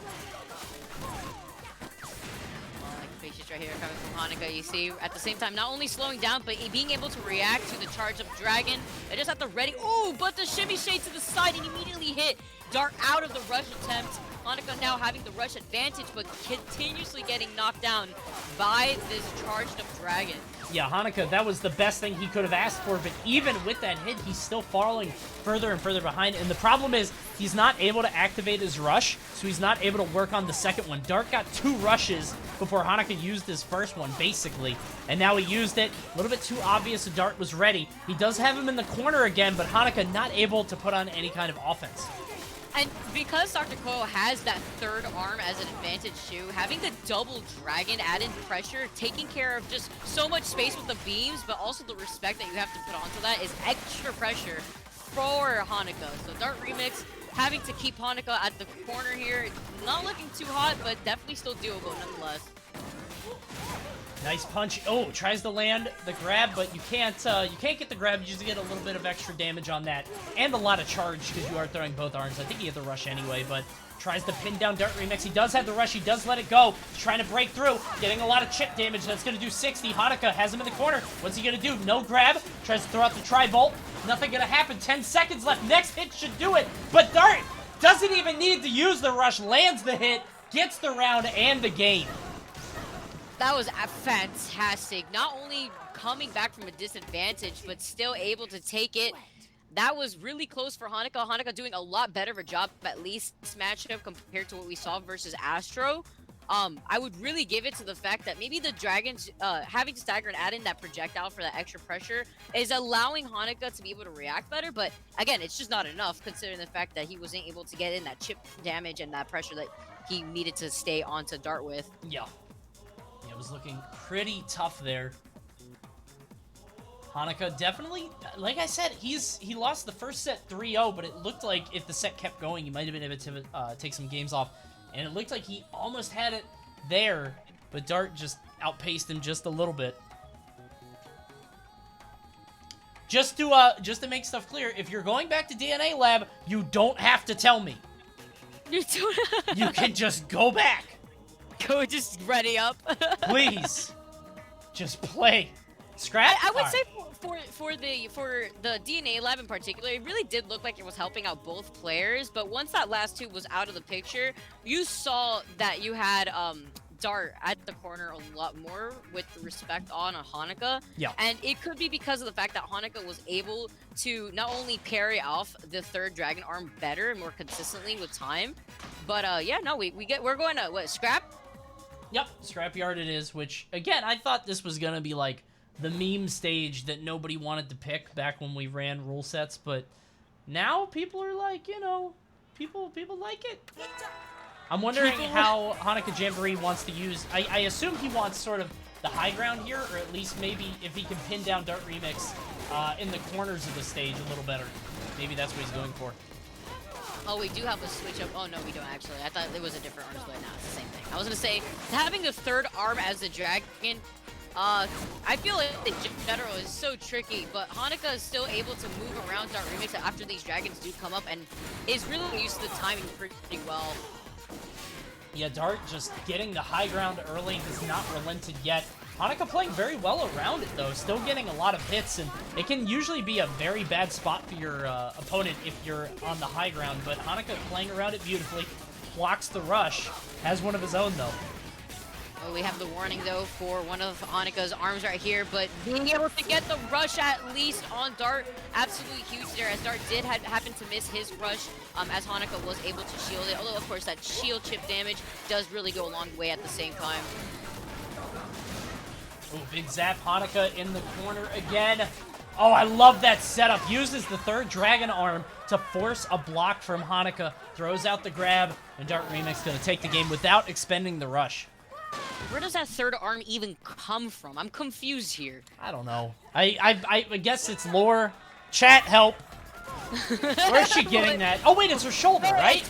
It literally comes from her other arm. Like, it comes as an extent. So why doesn't she have 4? Why isn't it 3? Yeah, that is a little weird. Is her name Doctor because she's like Dr. Octopus, but she only has 1 extra arm? So it's 3? So she's Doctor... Are there any animals with 3 arms? Like in the world? I know. No, I don't think so. Alright, well, there's one. It's Dr. Coil. Yeah. Boxing up Hanukkah in the corner. Hanukkah looking less and less likely to take it, but does eat the rush. 335. Oh, it's coiled up in her shoulder. Excellent. Can I mod him for that? I can't. Alright, I don't have the power. Alright, sorry. I don't have the power. Oh, whoa, wow, that did so much shield pressure at the same time. That was insane with the dragon and the ability to add in that extra pressure for the rush. Covering so much space in general. It's just forcing Hanukkah to play in a particular scary way, but Hanukkah is still getting knocked down over and over again by these dragon beams. Just trying to find his window of opportunity right here. And even with the slowdown ability that Twintel has, it's just not really working out because these projectiles, you have to respect it once they start activating. You have to get out of that situation. Coil is just so good. Like, it's weird because, like, I think when we first casted the game and when this game was sort of everywhere and, everyone seemed... It felt like Twintel was, like, dominating. You know what I mean? Yeah. And now it feels like she might just be outclassed by this character that could just constantly float and have the third arm for safety. And I don't know. Twintel's just, at least here, it looks like she's struggling. When we used to do the just default arms, it was Twintel and Springman always in finals. I think it was Nobi and Resolve. Yeah. I would see Springman a lot. Yep. But now I think, you know, things have changed. Obviously, with customs now being an option, it's a little different. Free the boy Helix, dude. Oh, God. Low profile? What happened to that low profile and that weird noise that he will make? That thing? Like a turkey? Wait, do it again real quick? I missed it. No, I think that's okay. Oh, okay. You can clip it if you want. DNA Lab it is. I see... Hanukkah, I swear to God. I have a sword now. I'll cut out your tongue. Stop it. I have 5,000 hours in ARMS. I haven't played a single match. I just look through the character descriptions and cry reading through their faults and bask in the glory of pure lore. And that's how you enjoy ARMS. Just enjoy the character designs, the lore, the world building. Who are in those tubes? How many helixes are there? It's incredible. He has to come from somewhere. So many things to learn. And Hanukkah, we'll see if he learned how to deal with this matchup here on DNA Lab. Oh, he was able to slow it down a little bit there. And you know, what I like about this stage, again, like, not only do I feel like it benefits both of these players, but Hanukkah in particular has been doing a really good job at avoiding the dragons being such a nuisance, using the tubes to his advantage for that. That's a good point, yeah, because it does have that sort of straight shot. So if he's able to box Dart in the corner and, like, keep him there and then have it sort of stand in that position for the laser, super good, and that's... Yeah, beautifully done. Both of these players having the rush to their ability. Oh, but look at that sneaky way of adding in the pressure from the dragon. And again, I just really feel like it's the space that the dragons are creating It's not necessarily the fact that they are taking advantage and Hanukah's just letting it happen. It's like Hanukah's doing a really good job at parrying them, but because that projectile with the beam in general just covers so much space, it could be difficult to get around that. And that's kind of what we're seeing is Dartremix is just forcing Hanukkah to move around in his space. That was 380 damage from a rush. That's a big number. That's a lot of damage here. And now Hanukkah is on a tournament point here. He has to figure this out, and he has to win this round. Otherwise, he will be out at 5th place. Finally, does land a rush 370. That's a lot. Oh, I like to dance around, but calling it out immediately is Hanukkah. Right there. The 3 triple gloves action going on. Oh, I like this dagger too right here. Kind of find his way around this tube to try to hit Dartremix, but Hanukkah doing a way better job at sustaining himself this round. And again, I have to get, oh wow, Gold Dragon's shooting a nice beam on the left side. Hanukkah not falling for it though, lingering more so on the right side of that tube. Yeah, that just looks so strong, because it like pins your opponent in. It forces them in shield, and we saw him sort of chain that into a grab earlier. And I love the fake, because you can throw it out and before it, you know, launches.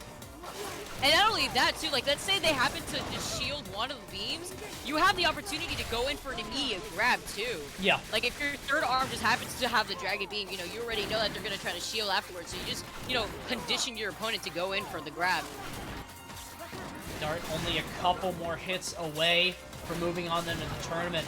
Has the rush, has the health, he has everything at his disposal, only 18 seconds left. Hanukkah's chances are closing, growing dimmer, and with that, Dartremix is going to move on.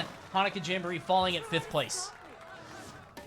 That was quite an interesting showing. Unfortunate for Hanukkah falling to the double Dr. Coil. Still, though, I would definitely have to give it to Hanukkah for getting that download, because he did a way better job, I would say, this time around. Regardless of the change-up in arms and the change-up that he had to make in terms of adjusting to the third dragon arm, he did a really good job. Yeah. Great stuff to Dartremix there. HanukkahJamboree gonna linger in the lobby for a little bit longer. Gonna hold his head in his hands. He's knocked out, so we'll wait for him to come to, so there's no lasting brain damage. But while we wait for that, guys, if you like this, just so you know, this is only the first in a long list of Bamboo Battles. This is the Hibernation arc. We're trying to throw on, or put on a set of tournaments for you while everybody's stuck inside the house. Just kind of low-key, you know, just casual events. A shout out to Panda Global for keeping the mood up high and just being able to put these events together for the players that get to play at home. And honestly, just have really nothing much else to do. Nothing to look forward to at the end of the day. With these streams, having fun, watching the players that they usually love to watch, being able to duke it out in a friendly setting. Yeah. So we've got the Smash event on Wednesday. That is items on singles. We got DBFZ, Street Fighter V, Rivals of Aether, and Grand Blue. So definitely check those events out if you're interested. Of course, on Wednesday, we've got items on singles for Smash Ultimate. You can check it out at smash.gg/hibernation.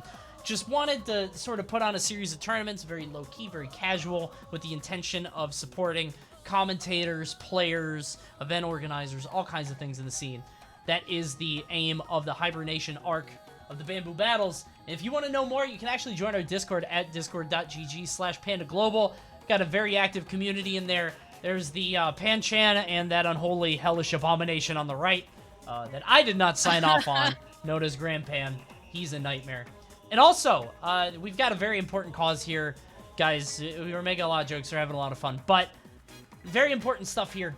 Panda.gg/metamask. You can find out about these, but basically, we're selling these masks produced by MetaThreads. For every mask that's purchased, all of the profits will be used to fund the production of 2 additional masks that we're going to donate to California hospitals, medical facilities, frontline workers. We're trying to do the best we can in these trying times. It's an unprecedented event. Whole reason we're trying to put on events like these and trying to support people who are, you know, kind of stuck at home, can't go out to events, can't do what we've been doing for a long time. So check that out, panda.gg/metamasks. The M is for medical mask. There we go. Perfect. The M, no. Beautiful. All right. Sorry, making the tweet right now. Totally. I'm always so bad. I always think I always link things, and I never do, even when I'm physically at the event. But when you're at the event, it's tough because, you know, you're moving around, you're working all the time. Tonight, you have no excuse, though. Facts. But even with my own streams, like, I'll go live and be like... Oh, really? "Hey, yes, I'm like, wait, I forgot to say anything. That's funny. Literally have a bot that helps me do it in Discord because I forget so much. All right, coming up next is going to be Dendy versus Dastardly. Guys, what's the stage? What is the stage? We going back to DNA, question mark? DNA or M, I guess. Probably sparring. A lot of people like sparring. I'm glad that we're not only going sparring, because it felt like sparring was going to be, like, the main one. You know what I mean? Like, everybody would just go there, because it's sort of the most neutral, you know? But I guess not. No, yeah, I definitely see how positioning does play a part in, like, a lot of the matchups that we've been seeing thus far. Aside from, like, you know, the tubes acting as, like, an obstruction in the middle of the stage as a way for extra cover, you do have that high ground, low ground situation where being on high ground doesn't necessarily put you at advantage like you would otherwise think. We saw that, actually, where we had, I think it was, actually Hanukkah versus Dartremix when they had gone to the scrapyard, where we saw that being on the high ground doesn't necessarily always mean that you're safe. You saw the slowdown from the Twin Tail. You saw the rush able to actually pinch him in the top there. But, oh, we got Lola Pop, though, for some appearance so far on the stream for this top 8. An inflating clown. Weird stuff, Nintendo. Very weird, but yeah, Lola Pop is a very strange character. So Dendy switching off of Master Mummy. And I have to imagine, like, Master Mummy versus Coil is hard. Like, yeah. we've watched Coil kind of decimate this top 8, and I can only imagine with a character like Mummy, it's even worse. He literally would not be able to move. Yep. But either way, we are able to move around these tubes. You see the inflation tube coming from Lola Pop. Is doing a really good job at avoiding, not trying to throw out too many of these punches too at the same time, just trying to wait out Dastardly, and it's definitely working out in Dendy's favor here. As you see, he has yet to take a chip of damage right now as they both hold on to this rush. Yeah, Dendy's looking amazing. He actually breaks the arm of Dastardly there, who is just struggling to keep up. They both have rush, but it's sort of like a game of chicken here. Dastardly doesn't have enough. Dastardly is in a position where he needs to put on a lot more damage to go for a rush, and Dendy doesn't want to waste it when he only needs one more hit. But it might put him in a bad spot there as he's stuck in the corner against Dastardly, who's able to land that grab, and Dendy going to take the first round. Pretty convincingly, too. It doesn't seem like he had much of a problem there, other than the fact that he was playing extremely patient. It kind of looked like his Master Mummy in a sense, but on Lola Pop, being able to finally move around, kind of taking out those weights, allowing him to actually capitalize off of that. A little bit of back and forth, activating the rush. He had a lot of time to sort of block or get something out of that, but Dendy, I think his arms were out, so he wasn't able to make it happen. Struggling here as Dastardly just getting pot shot after pot shot. Nice hit there. I think he's got double roaster, if I'm not mistaken, yeah. Ooh, but the grab, though, able to take Dastardly back to the corner. We got both of them with rush at the ready, too. Only one tube left for that extra cover, not trying to take care of that, as there is potentially another round here if Dastardly could try to come back, but the rush putting him at a pretty, not too big of a disadvantage at the same time, still managing to activate his own rush. I like the patience, not committing to the full rush here. Yeah, Dendy is just looking super good here. Gets the bounce, yeah. Doesn't take any damage, and even when it looks like both of his arms are open, he's able to escape, beating through the grab that Dastardly tries to put out. This could go either way. Dendy eventually getting grabbed, getting hit out of the way. There's one more hit left. Dendy might just want to pop the rush, and he does, but he can't break the arm. Out of wake up too. Maybe wanted to hold on to that rush, but at least not getting fully punished for it. But the sneak around, Dastardly with barely any health, being able to take that to the next round. We're at a 1-1 situation. Only the one tube left? Two tubes. You can see Dendy going right for it. Try to put himself backward, but when you put yourself in the corner, it really limits your options. Big punches coming out. It's going to do 335 damage. That's so much. It is, and now that Dendy is here stuck in the corner, just trying to find a way to get more space here against Dastardly, who's adding in that pressure, and that's exactly where you see Dendy trying to excel in, using that bounce into the guard immediately for the extra mobility option too. He does have the rush at the ready as well, just trying to find his way to come in. And I love the way that they're sort of placing their arms. Dendy is just always trying to be a step ahead, trying to curve his arm. The hit Dastardly. A rush is out, and he's in the air. That's going to do 275. Not quite as much as we've seen in the past, but still a very good chunk of damage. Yeah, they found the window of opportunity as Dastardly was trying to be a little over-aggressive there, but being able to get that grab at least as Dendy himself left himself open there. The comeback, though, potentially here from Dastardly, and being able to take the round despite losing the first round, able to take the entire game here with this game 1. Well done by Dastardly winning that first game. Dendy looking very strong at the beginning, but eventually Dastardly just kind of outpaced him, which is sort of par for the course. I feel like we've seen a lot of that where it's like somebody looks strong, but then it's about sort of how you can adapt and change stuff up. And part of me wonders if Coil just has more options than anybody else. I mean, between the flight, between the third arm, between the invisibility, which doesn't really seem to do that much, but I don't know. I'm just seeing so much from Coil. Dendy looking stronger with Lollipop, but still, I don't know. He was doing a good job, especially at the beginning, at just avoiding him and not being as aggressive. And I think the fact that he wasn't as aggressive in the beginning is what really helped him out in landing the hits that he needed to. I mean, he went uncontested for a majority of that first round. And you see at the same time, Dastardly was just able to come back from that. So Yeah. I'm not too sure what he could try to do to maybe readjust here, but it was working out in his favor. I would say keeping to Lollipop at least wouldn't be a bad idea. Yeah. Well, better than Mummy, for sure. Coney, what's the stage? I get to choose? Oh, wow. Do I get to pick? Alright, it sounds like it's Sparring Ring. I was gonna say, if I get to pick... Alright, Sparring Ring is up. We're good. If you're letting me choose, what? I don't know. What would I choose? Hanukkah's yelling at you. They always yell at me. I tune them out. I feel like the nanny from Muppet Babies with this chat. I don't care. Go on your adventures, chat.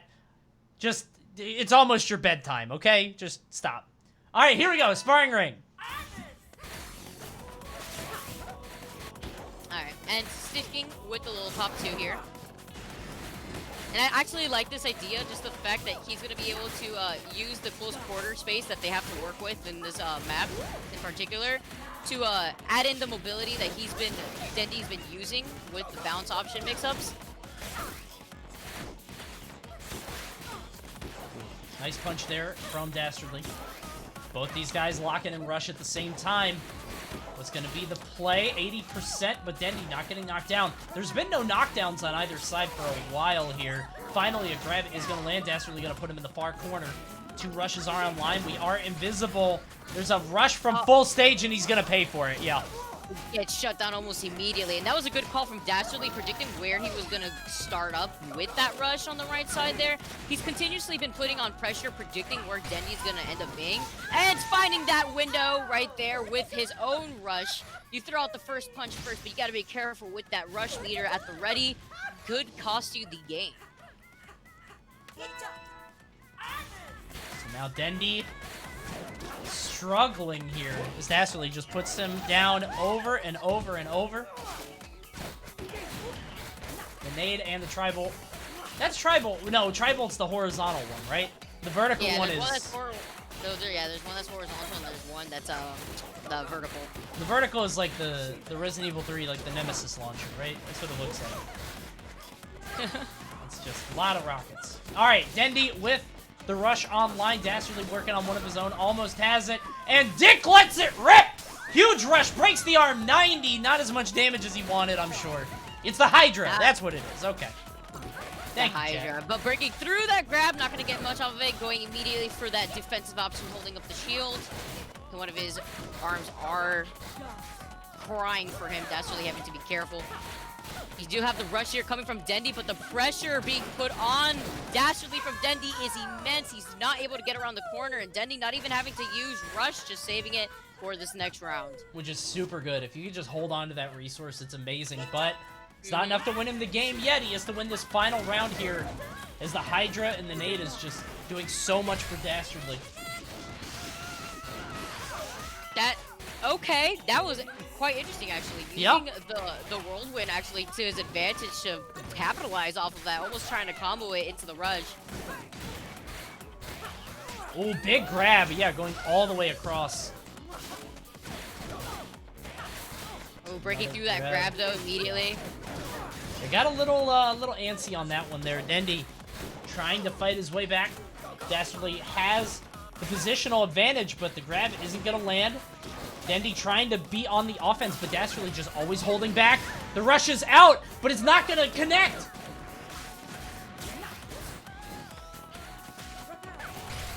Oh, the grab. Oh, that was insane, actually, from Dastardly. He actually baited him out there, too. He was like, all right, I'm going to shield here. You're going to think you could get the grab. But no, immediately cancels the shield animation with the rush.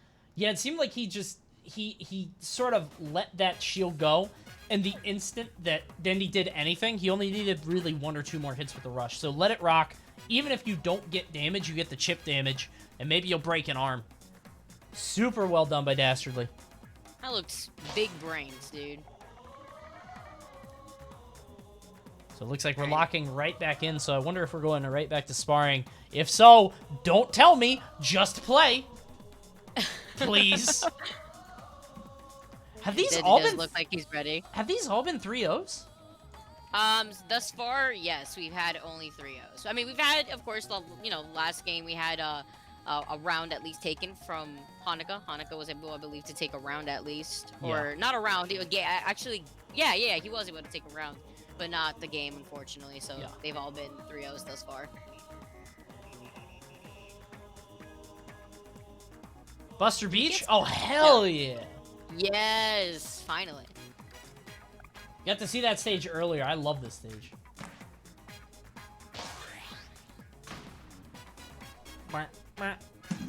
The music, though? I like Buster Beach a lot. I mean, I think we've seen it like one other time we saw it. Yeah, we got to see it played once. I think it was either the 3rd game in the match or the I don't remember, but it was very, very instant. So it was like over immediately. But hopefully we'll be able to see more of it here as we start off. Dendy versus Dastardly. They're both going to the big open area with the island in the middle, and this stage is just so fast because you're just right up on your opponent. Yeah, you literally get up on their face, but also the incline here that you have, it also allows your opponent to get in the advantage positioning-wise. Ooh, I like the bounce right there and getting the grab, that sneaky Dastardly person right there. Dastardly now having to figure out a way to try to retaliate here. The rush, though, on Dendy's side. Yo, Dick Dastardly just playing so well, always up to his schemes. Dick Dastardly, the only character older than me that I've seen in a very long time, so that's amazing. I don't know how you even get introduced to Dick Dastardly in 2020, but Dastardly here doing what he can to try to further the brand name. He has the rate. Oh, he has the on deck. He lets the rush go, but the knockdown on Dendy is going to make it so he doesn't take that much.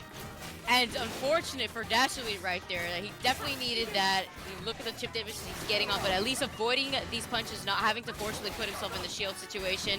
Not only that, but the situation where he's getting this upper hand in the air versus Dendy and adding in this extra poke damage is insane. Oh, yeah, Dastardly with that big hit.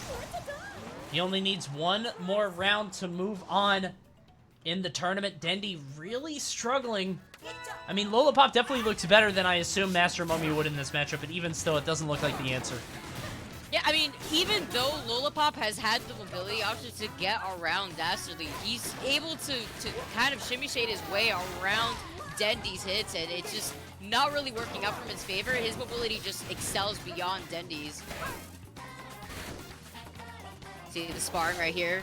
Between the both double parry on the arms and the rush attempt using the whirlwind to her advantage. Not going to get anything though from that Dastardly being able to shield everything and now answering back with his own rush, keeping her in the air and dealing so much damage going. I'm going to give Dastardly the split screen power up here. See if he can take it home for Dendy. Dendy just really trying not to take any of these hits. Neither of them really that close to a rush, about 2/3 of the way. Breaks the arm, but doesn't go for a grab, just goes for the safe damage. I like that. And here, Dastardly trying to create some distance. Both of them getting close to a rush here, but gets chilled, lets it go, but it's not going to break through the guard, and a counter rush comes through from Dastardly, but that one gets blocked as well. Yeah, you saw it during that big balloon, whatever that is. She turns into a gigantic balloon, and now both of these players with such low health at the same time, now trying to maneuver themselves around Dastardly on the low ground versus Dendy here. Oh, the double shield, but the invisibility that we hadn't seen actually that often. Dastardly living with just 1 pixel of health. Just one more hit of any type should do it. I don't think block damage kills, so he's gonna have to get an opening with 4 seconds left. 4 Dendy! seconds, and he gets the KO, sneaking his way in. You're not safe. Dendy did not have to do that. Dendy didn't have to aggress. He only had the 1 pixel left. If Dendy just ran away, he would have been fine. But Dastardly really punishing his aggression there. He just kept moving forward. And Dastardly finding the 1 hit. That sneaky snake. And Dendy will get knocked out of the tournament with that. I don't know how he got away with that. The magic pixel. Incredible. That was actually some plot armor right there, but just really good movement on his case too. Just not only avoiding that, but just doing a really good job at keeping his cool. And despite there being exactly 4 seconds on the clock before he was going to lose that. Yeah. Just super strong. Fantastic. All right, fellas, we're going to kick it over into winners finals in 1 second. You guys should see what my setup is right now. So I had to change where my Ethernet cable was going, so I didn't have an Ethernet cable for my Switch. I was on Wi-Fi, and I said, I can't do that to the ARMS community. So I have my thing here. Do you see this? This is everything. This is my internet, my Switch. It's a plugged-in router. Everything is into this. I did this for you. You brought your router over to where you currently Not a are? router. It's the thing. It's the Ethernet jack. You know, like with multiple ports. Oh, okay. I get what you're saying. I'm helping you guys out. He is. I mean, I personally, even when I played this game online, I actually don't lag, but I have an Ethernet adapter, so I don't know if that's the reason why I haven't lagged. I don't know. Well, hopefully it's not too laggy for our players. And if it is laggy, then get good. Stop complaining. Okay? Get good. How about you stop whining? Wait, why am I? Wait, it just put me in a game. What's happening? Uh-oh. Whoa. Get him, Vicky. Thug Finals. No, wait, whoa! See my 1 hour min. I played, Bite and Bark when they were still good. I feel like are they a meme character now? It's not a sandwich. It's a network switch, but it does kind of look like it does kind of look like an ice cream sandwich, doesn't it? Yeah. Yeah, Bite and Bark. They used to be very good, and now they're a meme character, and nobody likes them. Tragic. They can't move, so. I love that character. All right, sparring ring, right? Go. Go, play, fight. There we go. Astro against Asqew. Dr. Coil versus Min Min. I've seen so much Dr. Coil than has Dr. Coil been in every set? Yes, she has been, basically. Good lord. Yeah, no, she has been, actually, yeah. Yuck. Here we go. Dr. Coil against Min Min once more. Astro Ninja against Asqew. Looks like Asqew is rocking with the double... Is that roaster? I think that's... Is it double roaster against double toaster? Double... Oh my... Wow. Ooh, roasty yeah, toasties. All right, here we go. You're roasty toast. It's the mittens. You call them the mittens. It's adorable. Keeping himself warm. What's up? All right, so, and this is what's interesting, too, is that, Min Min had been, with default arms, had they taken advantage with the dragon, but, we're not running those here. And Astro, who, we had seen earlier, we had the Dr. Coil run the double dragon, but Astro wasn't running that setup at the beginning. Ooh, but almost calling out the invisibility reappearance with the rush, but not going to get much off of it. Not too sure if it was honestly worth it there. Yeah, the chat brings up a good point. Is this going to be the first not 3-0? This might be the first non-sweep of the tournament. Winners Finals looking pretty competitive thus far. Astro Ninja putting up a fight against Asqew, and it's dead even so far. Finally, the grab will land Asqew a little bit behind. Oh, it's looking a little close. Ooh, but calling out the jump. Great punish, forcing Asqew to dodge there and immediately into the rush down to punish the jump in. So that's the first round going to Astro Ninja. Let's see if Asqew has the answer. Does look like he switched arms. We got a little bit of a change up. I'm not sure what that one offers him. That, because it's the same sort of straight arm. I don't know if that's the buff. I think that's the big arm that turns... Yeah, it turns giant. There we go. It turns big, yeah. Oh, God. Dude, chat, is double buff still a thing? I remember. Do you remember double buff? People were running double buff, and it was a terror online. Oh, my God. Oh, yeah. Big hit Dude, from Rush. I actually stopped playing because of that. I swear, that was so bad, dude. That was nice. Double bub. That was it. It was bub. That's what it was. Yep. Okay. So now Asqew getting hit again and again. Finally landing the grab on Astro. Trying to keep it as even as possible. Oh, the rush though, letting go shield too early. We got the KO now. We got a 1-1 round situation in this game 1 here.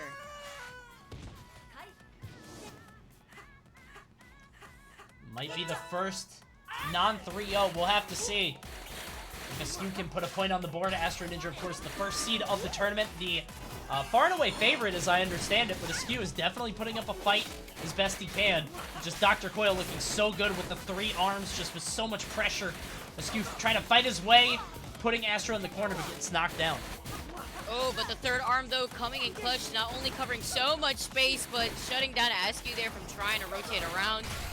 Oh, but finding his way into the rush. Unfortunately, letting loose a punch a little too early. Having to be really wary of the rush meter at the same time. Astro just needs about 1 more hit. Should do it, charged or not. Oh, but the grab, snatching. Grab range, though? Yeah, I can't believe he's able to get that. Grab there. Oh, hold on. Another one. What are these grab boxes? It's not over yet. Oh, he tries to throw in a 3rd, and the 3rd one was a bait leading into the rush. Asqew getting on the board up 1-0 on Astro Ninja Zero, and actually, chat just let us know Astro Ninja Zero was the winner of the Arms Open yesterday for Nintendo. So this is a big, that might be a big upset if he could take it home. Wow, that was absolutely big brained right there. Not only with the bait, does it twice, does it 3 times around. You think the dude is gonna miss it, but immediately as he knew he was gonna get punished, activated that rush to cancel out the attempt on the grab. That was absolutely amazing. Yeah, I love the 3rd grab into the rush immediately, because I think all of us sort of expected like a 3rd grab, like, okay, he's gonna go for it again, right? And then he did, but he had the rush follow-up just another step ahead. Not sure if Astro is ready for it. But now we got another game coming up. We'll see what Astro wants to choose in terms of a counter pick. But Asqew with a point on the board.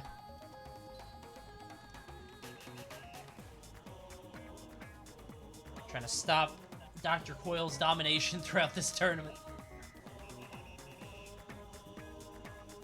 Wow, what is it? 4 coils? Have we seen 3 coils so far? I think so. Maybe 4, maybe 5. Maybe 4. Asqew is the only non-coil left. Yowza! Wow. Yeah, that happens. All right. Okay. But if it's not coil, it's a different character. Like I said, Twin Tail kind of dominated before, and Springman was all over the place when we ran defaults. So it's you know, it happens. It varies. Just how it goes with these competitive games. I remember when Ribbon Girl was all over the place. I hated that character. I loved Min Min. Min Min stay win-win. Yeah. Yuck. Buster Beach? Is that the real stage? Steelhead said it. And he is not in the match! Okay, there we go. Where are you guys all chatting? It's like they're all in a group picking stages as together. Just 8 people. Going to the beach. Alright, again. We have a hive mind. Okay, there we go. We got that Buster Beach status once again. It's the Arms Illuminati. Yeah, the Freemasons of the Arms community. All coming together. Now Asqew, Astro Ninja. Yeah, a lot of parries, a lot of dashing forward, a lot of aggression here. And now a little bit of space has been created.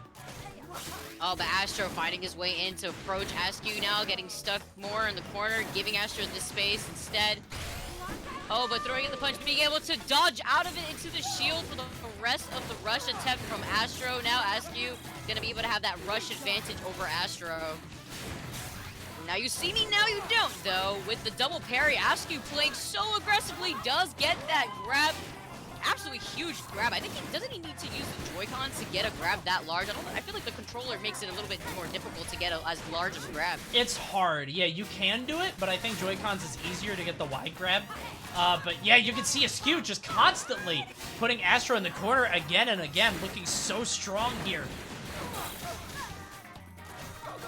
Astro is struggling, but he does have the rush. Lets it go, catches Asqew jumping. Not going to get as much damage as he could have, but 260, nothing to sneeze at. Remember, we've seen the comeback before already from Astro, now that he keeps him in the corner. Asqew, though, not having a problem with these parries and defending the rest of these hits from Astro's attempt. Yeah, Asqew, oh, he's trying to land a hit, but honestly, it's also rush building. He's okay if he doesn't 100% land, because now he has a rush. I think he's going to hold on to it for the next round. He only has to wait 5 seconds. Yeah, all he needs to do is just chill for a second. Watch the grab, not going to have it. Lets the rush go, but the time runs out. Yeah, that's disastrous for Astro, because he wasted the rush with no time left. Wow, and he jumped at the very last second, too. I mean, he was able to afford that at that point. It wasn't like he was a hit away from losing that, but now being able to hold on to rush on his own, he did not need to release it. Just let the timer do its thing. Now able to put rush into the game here for both these players. And I actually, that answers a question that I had earlier that I couldn't remember if rush stopped the clock. Like, if you land a hit with 1 second left, does it let it play out? But the answer is clearly no, as Astro just lets it all go. And Asqew looking strong here. Again, doesn't take as much damage as he could have, but 300 is a lot. And you see Asqew too, not only using the glove that when you charge it up it gets bigger, but it's also a larger hitbox to help him parry the rest of the attacks coming from Astro. I like these hits. Oh, wow. Asqew just getting pushed on by Astro just right up in his face over and over. Uncomfortable with the pressure as Astro gets a game up. And we're in the final round here. I mean, this is very evenly matched so far. Yeah.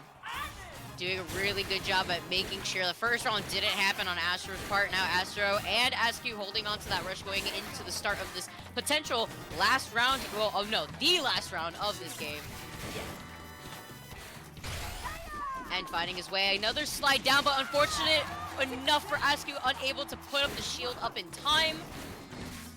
Now just trying to find a way to hit him, and wow, gets the grab out of the immediate reappearance from the invisibility that Dr. Coil has.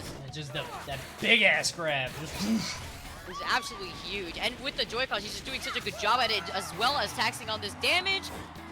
I like that mix-up on the grab right there, though. He kind of just threw it out, not too large, but just trying to predict a roll for where he was going to be when he was invisible. Oh, like right here. Oh, great prediction right there now, reappearing with only sliver of health. Yeah, looking very low here. Asqew just needs one more hit. Does not have the rush. Astro trying to protect himself with the rush. Breaks the arm. But Asqew even still was able to get out of there. Astro is in a world of trouble here with the rush online for Asqew. He doesn't have any rush and he only has about 10 HP left. If Asqew can land any hit, the grab won't do it, but the rush will as Asqew goes up 2-0 on Astro, the Nintendo Online Arms Open champion currently. Asqew just needs one more game to put him away. And that was a great showing from Asqew, being able to not only come back from a pretty convincing round 2 there taken from Astro, but also being able to hold on to that rush at the very end. I mean, there was no reason to conserve it. It wasn't like, you know, there was another round after that, so he was able to take advantage of getting it at the very end there to be able to close out the game, as well as cancel out his attempt on the grab, making himself look open and vulnerable. Just love watching high level at this game, because, like, it's progressed so much, you know what I mean? Like, after it actually looks really good. Like, I'm really happy to be able to see like where the meta has progressed with this game, because back in the day when you and I were getting into this game and we were commentating this back in the day too, like, yeah. I think it was like 2017 was the last time we talked about this game on commentary. the meta was still developing. This Yep, game was yep. still brand new. I think it was literally like I'm out for like a month or something. So now being able to see how things have played out in the most recent years, it's really nice. It's a good pacing, and it's so much more fast paced than what I was used to seeing. Where I honestly want to say back in the day, the timer would be the deciding factor almost every game. Well, it was just one of those things where people didn't know how to close out games because nobody would hit their shots. So unless you got to the high levels, people were just kind of. It was very easy for low level play to just like time people out. And that was back when like throwing out a grab into rush was like high level, right? It's like I'm gonna pretend to grab and then I'm gonna bait you into, it's very fascinating to see the game develop to the point that it is now. See this high level competition. Skip. What?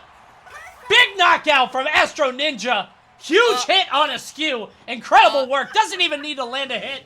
Asqew succumbing to Lupus. I don't know what happened to him.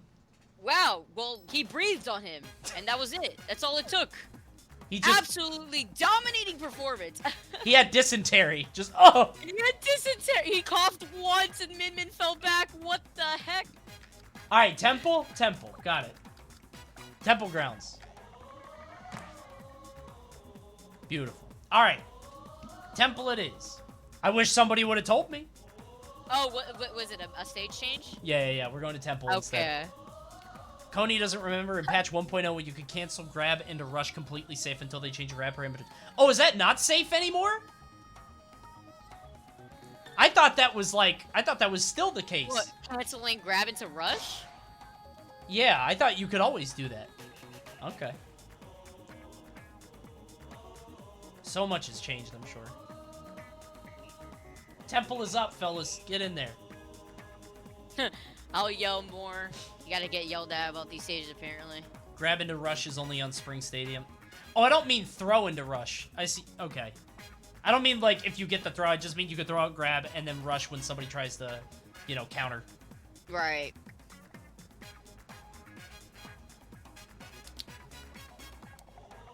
All right.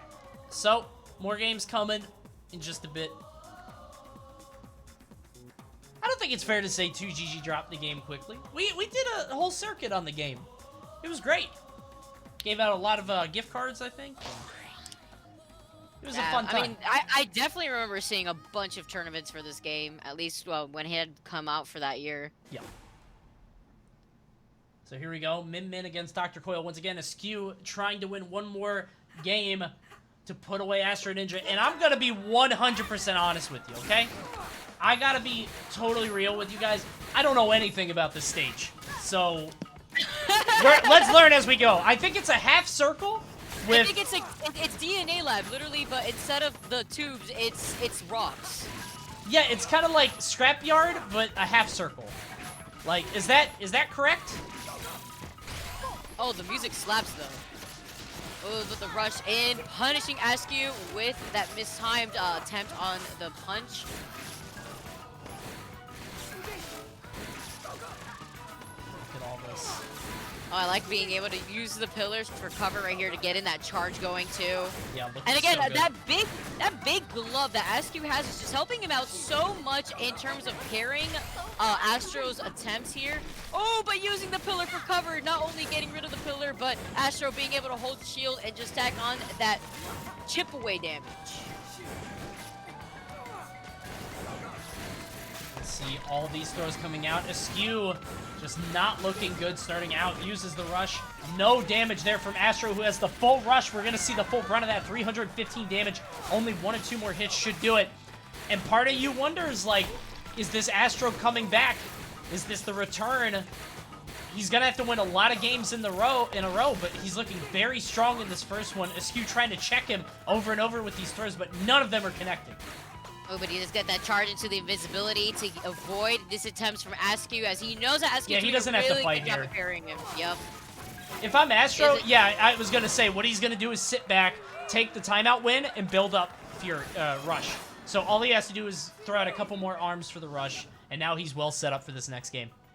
Yeah, and Asqew didn't do what Astro did that last game that we had just seen them use, where at the very end, Astro had desperately used Rush at the very end, and since it didn't land, I don't think the timer didn't stop. It just put them in timeout. Yeah. And in that next game, I don't believe he had Rush. I don't remember if that Rush actually stayed, even though he used it at the end when the timer had ran out. But you saw that Asqew did have it, and at the very end of this past round, you saw that Asqew didn't want to overcommit with it. He just wanted to hold on to it for this round. A lot of punches happening here. Asqew with no rush. Astro well on his way to getting something on the board. Yeah, you have to imagine Astro now doubling Asqew's health. If he can just get a little bit more, he should be able to put a game up. And this would be the first non-3-0 that we've seen in bracket thus far, at least in this top 8. Oh, it's racking up little by little. You know, both Asqew and Astro have been doing a really good job at trying to keep themselves toe-to-toe with each other. But so far, Asqew just trying to find his winnable opportunity, and he has, although Astro now does have that rush. Asqew nearly close there too, falling behind, but he does activate the rush, but giving Asqew more than enough time to activate the shield in time. Ooh, big explosion there. Yup. Yeah, and with that, that's gotta be enough. Like, you just need one more hit. Asqew trying to fight his way back. We'll see if he can do it. He's holding that block. Arms have got to be getting a little weak, but he does get the double hit. Hold on, maybe if he gets a rush. Exactly, or I mean, he might want. I was gonna say he might want to have hold on to that rush at least, but if he feels like there could be a potential of him coming back, but no, unfortunate for him, he is gonna be falling in this game. There we go. Back to the lab indeed. Yep. Well done by Astro, putting himself on the board. Asqew looking so strong, trying to 3-0 the Nintendo Online Champion, but not happening in the first non-3-0. Also, a little bit of fun fact, the director of logistics is a huge Raffi admirer. Like, the singer. Oh, wait, really? Yeah. Like, the guy with the afro that plays acoustic guitar for children loves him. Interesting. Yeah. Kind of a weird fascination, but, you know, it's fine. Whatever. I did not know that. Yeah. He's a big fan. Alright. Alright. Huge Raffi fan. Alright, so next stage is coming up soon. Let me tap into the ARMS hive mind. Can I just say also, like, and this is honest, this is like really, I love sort of what the ARMS community has become, because like, I don't see any anger or like salt, you know what I mean? Like, I just see like, even if people are talking about lag, it's like honest, it's like, damn, that seemed kind of laggy, and they're like, yeah, it seemed like you couldn't get parry into grab or something, or you couldn't get this connect. Like, I feel like the ARMS community is so amenable, as opposed to so many other competitive communities. It's really cool to see. I've heard stories about people getting a big button to lag switch on Smash Wi-Fi, so that way they could just get started of like cop Corsair. Yep. It's true, especially with all the online events that are happening. It's an investment. Another ARMS event in May. That score, man. Ooh, another ARMS event. Please do. Oh wait, but actual Buster? Okay, now they're saying Buster. I said M because I thought you were not memeing. Okay, Buster. Go. Got it. The M is for memeing. M's Scrapyard. Scrapyard. Mustard Meech. Mustard Meech. Yeah, the ARMS community is just super cool. It's like super positive. It's, I don't know, people are just happy for each other. And I felt this way even back when we did the 2GG events. It never felt, I don't know, the community never felt at its own throat in a lot of ways, which was super cool to see. So I'm glad we're able to throw an event like this, and I hope we can do another one in the future. And we'll see who the winner will be. It might be the winner of this winner's finals here, is Asqew going up against Astro Ninja one more time. Asqew just needs 2 more rounds to take it home. Yeah, the ARMS Nintendo winner here, Astro versus Asqew, and Asqew keeping Astro toe-to-toe with him too at the same time. course, not a Dr. Coil Ditto, but now playing with the Min Min instead, being stuck in the corner, trying to dodge, but gets punished for doing so, thinking he had all the space in the world, but getting stuck by the corner. Astro tacking on with so much pressure onto Asqew. Yeah, and Asqew, consolation prize, he does get the rush, but not sure if he's going to get a lot out of it. It really does sort of seem like Astro has found his footing, has sort of gotten wise to what Asqew wants. And even when Asqew was winning, it felt like he was getting it off of 1 or 2 huge missteps on Astro's part. And now Astro's really tightened the bolts, has sort of locked himself down, and Asqew doesn't seem to have the answers to keep up with the ARMS Online Open champion. Yeah, I was gonna say, it honestly looked like Astro was at his advantage 99% of the time here. Right. And it seemed as if it was really because he had not only Asqew stuck in the corner, but it seemed as if he had the high ground almost always on Asqew. Astro, once again, having that high ground. That's a good point. Just sort of that positional advantage. Yeah, that's why that meme, you know, I have the high ground now, and it is not a joke for no reason. It always seems to be the one thing you gotta look out for in a lot of games in general, and it seems that Astro has taken advantage of it, but he is stuck in the corner right here. Does get that get-up attack, though, get-up grab immediately afterwards, though. Yeah, that grab out of invincibility can be super strong. I imagine that it's like, wait, what? Did you see that? It looked like he went through the grab anyway. It looked like that should have broke, but not sure if that might have been a lag thing or maybe something we're not privy to. A lot of fists flying, but no damage taken. Only hitting the shield at the very end on Astro, but both Asqew and Asqew just throwing hands into the air. What the air guys? And Asqew looking very defeated thus far, honestly. I mean, has about a third of Astro's health. Still dwindling. Astro with the rush as well. Yeah, this is going to be going to a Game 5 here in Winners Finals. First competitive set we've seen all day. So we'll see if Astro can complete the reverse 3-0. Yeah, not a clean 3-0. Instead, we got the Game 5 situation here. Asqew, though, still doing a really good job. I honestly want to say that that was the stage coning. Yeah, I feel like he just had the position for so much of it. Was up on the incline. Was able to punch down. Put him in a very bad spot. Asqew has one more chance to block the reverse sweep. The chat's saying they want Snake Park, but I want Ninja College. So that's where we're going. Can I pick? Like, for the finals, chat? Can we go to Cinema Do? Do you remember Ninja College? It's the set of stairs that just god awful. Just forgot it was called Ninja College. Of all the places to go. If your kid said they wanted to go to Ninja College. What's worse, chat? Ninja College or Snake Park? Be honest. Oh, I forgot about Ramen Bowl. Yuck. Oh, wow. Yeah, dude, Ramen Bowl. Oh my god, Koi would be crazy on Ramen Bowl. That was the stage with the gong. You could just hit it, go dong. That's fun. Oh my gosh, I forgot about that. Alright, sparring ring it is. Coil versus Min Min once more. We'll see how this goes. Game 5 between these two. I don't think we've seen many arms switches, so that's always on the table, but not always the best, option. A game mode with just only one arm, though. Coil will get automatically DQ'd. Alright, ready with a pretty strong beginning here is Asqew with the opening. Again, that big glove just allowing Asqew to go in for the parries a lot easier. Just trying to flexibly find a way where Astro is going to slide through. Kind of just going back and forth at this point, but at the same time, Asqew does have more of a positional advantage over Astro here. The double dodge doesn't even at all. I was gonna say, didn't even have to hold shield, but does go in for that aggressive grab at the very end right there that Astro's gonna break through. That might have been the biggest grab I've ever seen. That just spanned the entire length of the stage. And Asqew gonna land that rush. Only needs about one more hit. Does have the perma-charged buff there. Just trying to land it. Just needs one hit. If he gets knocked down, he'll be in a worse spot. But Astro not able to land it. Trying to fight his way back. We're just sort of clashing on fists over and over, but Asqew does land it. One more, and he'll put himself into grand finals. And there we go. Here we go. We do have one more round here before these two.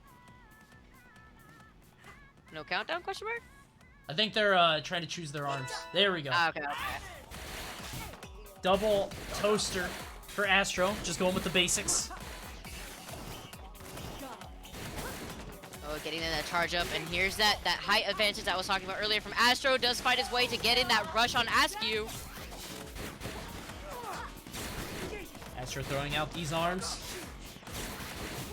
Looking pretty good with this double toaster. Sometimes you just got to go back to the basics.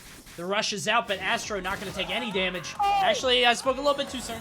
Takes 30, not bad. Yeah, at the very end, though, he does get that knocked out too. Yeah. Having to avoid getting hit by an invisible Astro too. Just trying to shimmy shade his way closer to Asqew, but Asqew now taking on so much damage, having to be careful in the corner here. Oh, but gets sucked in the face. The KO Astro now with a take on him here for this potential last game. Yeah, this is gonna do it. This is the final round between these two. Game 5, final round, but the problem is Asqew is coming in with only about a third of the rush. Meanwhile, Astro has a full one of his own, so he wants to use that sooner rather than later, because otherwise he's just giving up a full resource, and he's not able to work on the next one. You see the big glove, too, coming out from Asqew. Trying to find a way into Astro's space here. Is he doing it successfully? But he does manage to get that block into the rush immediately on Asqew. Asqew not really expecting it, though. He is about to get rush on his own, too. Yeah, and I'm wondering, so Astro did a dodge into the rush, so he didn't get as much as he could have. And part of me wonders, if this goes down to the wire, if it goes down to last hit, that might cost him the game. We'll see if Asqew can make the most of it. The rush is almost online, doing as much as he can, but none of these hits are landing. Goes for the grab, not going to happen. Has him in the corner with the rush, but he's not going to try to break an arm, and there, totally wasted for Asqew. Astro is in the driver's seat. Yeah, Astro definitely needed that too. At the same time, I mean, he has rush again, tacked it on pretty quickly. Now just trying to find a way to avoid Asqew. He does go for the heavy committal on the grab there, possibly trying to find a way to bait in an opportunity to get in the rush. Oh, here's a triple arm though, covering so much space at the same time, and the attempt on the defense into the rush. Asqew letting his guard down at the very last minute there. Fortunate for him, he was overcommitting to the attack. And just like that, just out of nowhere, Astro Ninja just landing, trading blows with that final hit, able to use a little bit of health, went double toaster, seemed to be just what he needed to lock his spot into grand finals. A reverse sweep for Astro Ninja against Asqew. Well done. Although Asqew not out of the bracket just yet. Nope. You are going to be seeing Asqew again, you guys. Of course, he is going to be meeting up with whoever wins between Dastardly and Dartremix. So we got a couple more sets for you guys. Let me get this set up. Dastardly Again, against at least you have Dartremix. everybody at it. Yeah, thank God. Don't have to go back and forth there. Guys, thank you so much for joining us here for the first in our Bamboo Battles Hibernation arc. I'll tell you more about it later. We'll run the slides after this set. Give you a little bit more. Actually, let me think. So there's semis, then losers, finals, then grands. I'll just wait for grands. We'll do that. Can we get the stage out of the way now so I don't have to wait? Sparring ring, right?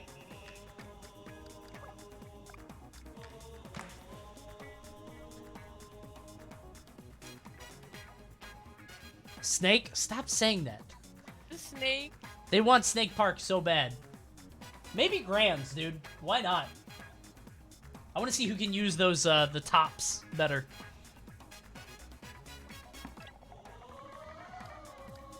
Is Ribbon Ring still legal? I liked that stage. I liked Ribbon Ring. Yeah. Like in this group. Snake boards? That's what they're called? Oh my god. Ribbon Ring got axed? That's probably good. Ribbon Ring is a counter pick in one of Era's tourney. Okay. Alright guys, well while we wait, I said I wasn't going to run some slides, but you know how it is. We need to run some slides, baby! Bamboo Battles Hibernation Arc is happening right now. This is our schedule for April. Basically what this tournament is, since we're all locked away because of the coronavirus, because of COVID, what we're trying to do is host online events, more casual, more fun, more a good time. Arms doesn't really have anything like that in terms of like goofy stuff, unless you want to have a volleyball tournament. So we have this. They have basketball too. I forgot about that. But we got Smash, DBFZ, Street Fighter. You can check all this out on smash.gg/hibernation. First one coming up is Smash Ultimate. We got an items on rule set on Wednesday, so definitely sign up if you're into that. These are free events, just trying to have a good time. I will say, and this is a little bit of inside knowledge from me to you, okay? The inside scoop? Yeah, I'm gonna give you the inside scoop. Don't know if I'm allowed to tell you this, but my boss might be mad at me. But, so what we're trying to do, we don't really have prizes for these events right now. They're free events, but what we're trying to do is see how these go, see how they get big. Maybe, you know, we'll be able to do more bamboo battles if the reception is good. And if so, you know, maybe we'll have some prizes down the line, and we've made it a commitment that if we do get prizes in a month, if we keep up these bamboo battles and, you know, we get some interest and people are willing to give out some prizes, whoever has won previous matches or previous tournaments will also get those prizes. So, Victor tonight, not going home with anything just yet, but if we do get some attention down the line, we will be giving them something for sure. And that's why you guys gotta support this movement from Panda Global. Gotta go to these bamboo battles. Hibernation arc here. Not only is everyone able to sign up for these events for free, but it's a good way to pass time, get that grind going at the same time, and, you know, the more support gives more attention to Panda Global with their Hibernation events going on online, and a potential chance to give all these winners a prize. All right, fellas, All right, Mausoleum is the stage. I was gonna say, let's go to the snake park. Just do it. Whatever, do it. go. Just do it. Dastardly versus Dartremix. This is your losers finals, or losers semis, sorry. Very close to the end of the tournament here. Couple more sets for you. Dastardly versus Dartremix. Another set of coils here. Dr. Coil versus Dr. Coil. There's a coil ditto. We had to run into one of them. I was gonna say, yeah, this is the first coil ditto that I think we've seen. Yeah.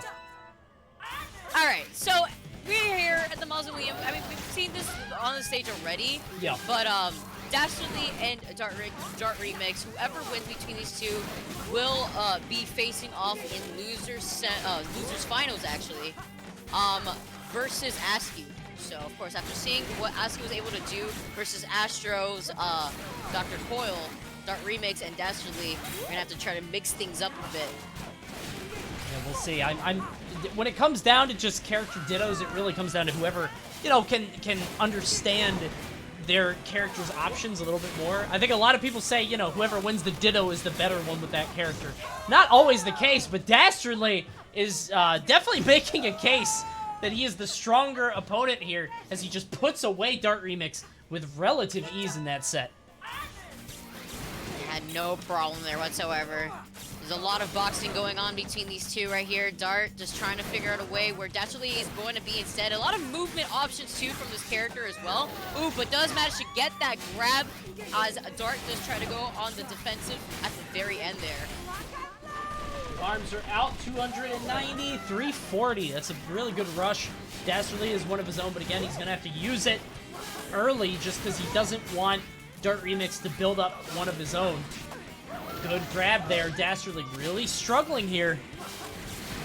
Dart just looking pretty powerful now in this round, at least compared to what we just seen. Dastardly does have rush though at the same time, and he uses it to try to catch Dart going on a wake up, but not on time. Dart immediately with the get up into the defensive shield. He's able to bring it back. Arms are flying everywhere. So many different types, too. You can see the two straight arms on Dastardly. Meanwhile, Dartremix having a nice mix there, has the triple. At 150, grab is going to do it, though. Dastardly putting Dartremix away. 1-0 currently, but it looked a lot closer in that last match. Yeah, maybe he's onto something here, but at the same time, Dart is just doing a really good job at not only sustaining... Sorry, Dastardly's doing a really good job at not only sustaining himself, but just keeping Dart at a disadvantage. The amount of pokes that he's been doing in just terms of reading and being able to predict where he's going to be is just really more so on his side than we've been seeing on Dart's side. Never really noticed how chatty Dr. Coil is. She talks a lot. She says something different every single time she wins. It's Yeah, like, exactly. Damn, we get it. How many lines does she have? Meanwhile, Springman's just like, boy, yo, yo, yo. That's all he says. And oh yeah. That's all he does. He has like 3 lines. Oh my god. I didn't even know that was even a thing. Like, he doesn't even speak. He just has an actual coil that you hear. That's funny. That's all he does, just boing over and over. Spring. Dart is going to the bathroom, apparently. Taking a BRB. We actually have a screen for that. How about that? Check it out. We haven't had to use it, but... Oh wow, I'm proud of you. Yeah, check it out. We're gonna stay on, but if we did want to leave, we could. But we're gonna chill. I'm gonna keep it on this screen.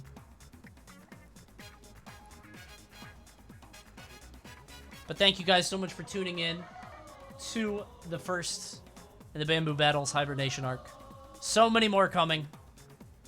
Hopefully we'll have some to do in May. Well, I don't even know. I was going to say, hopefully we'll have some in May.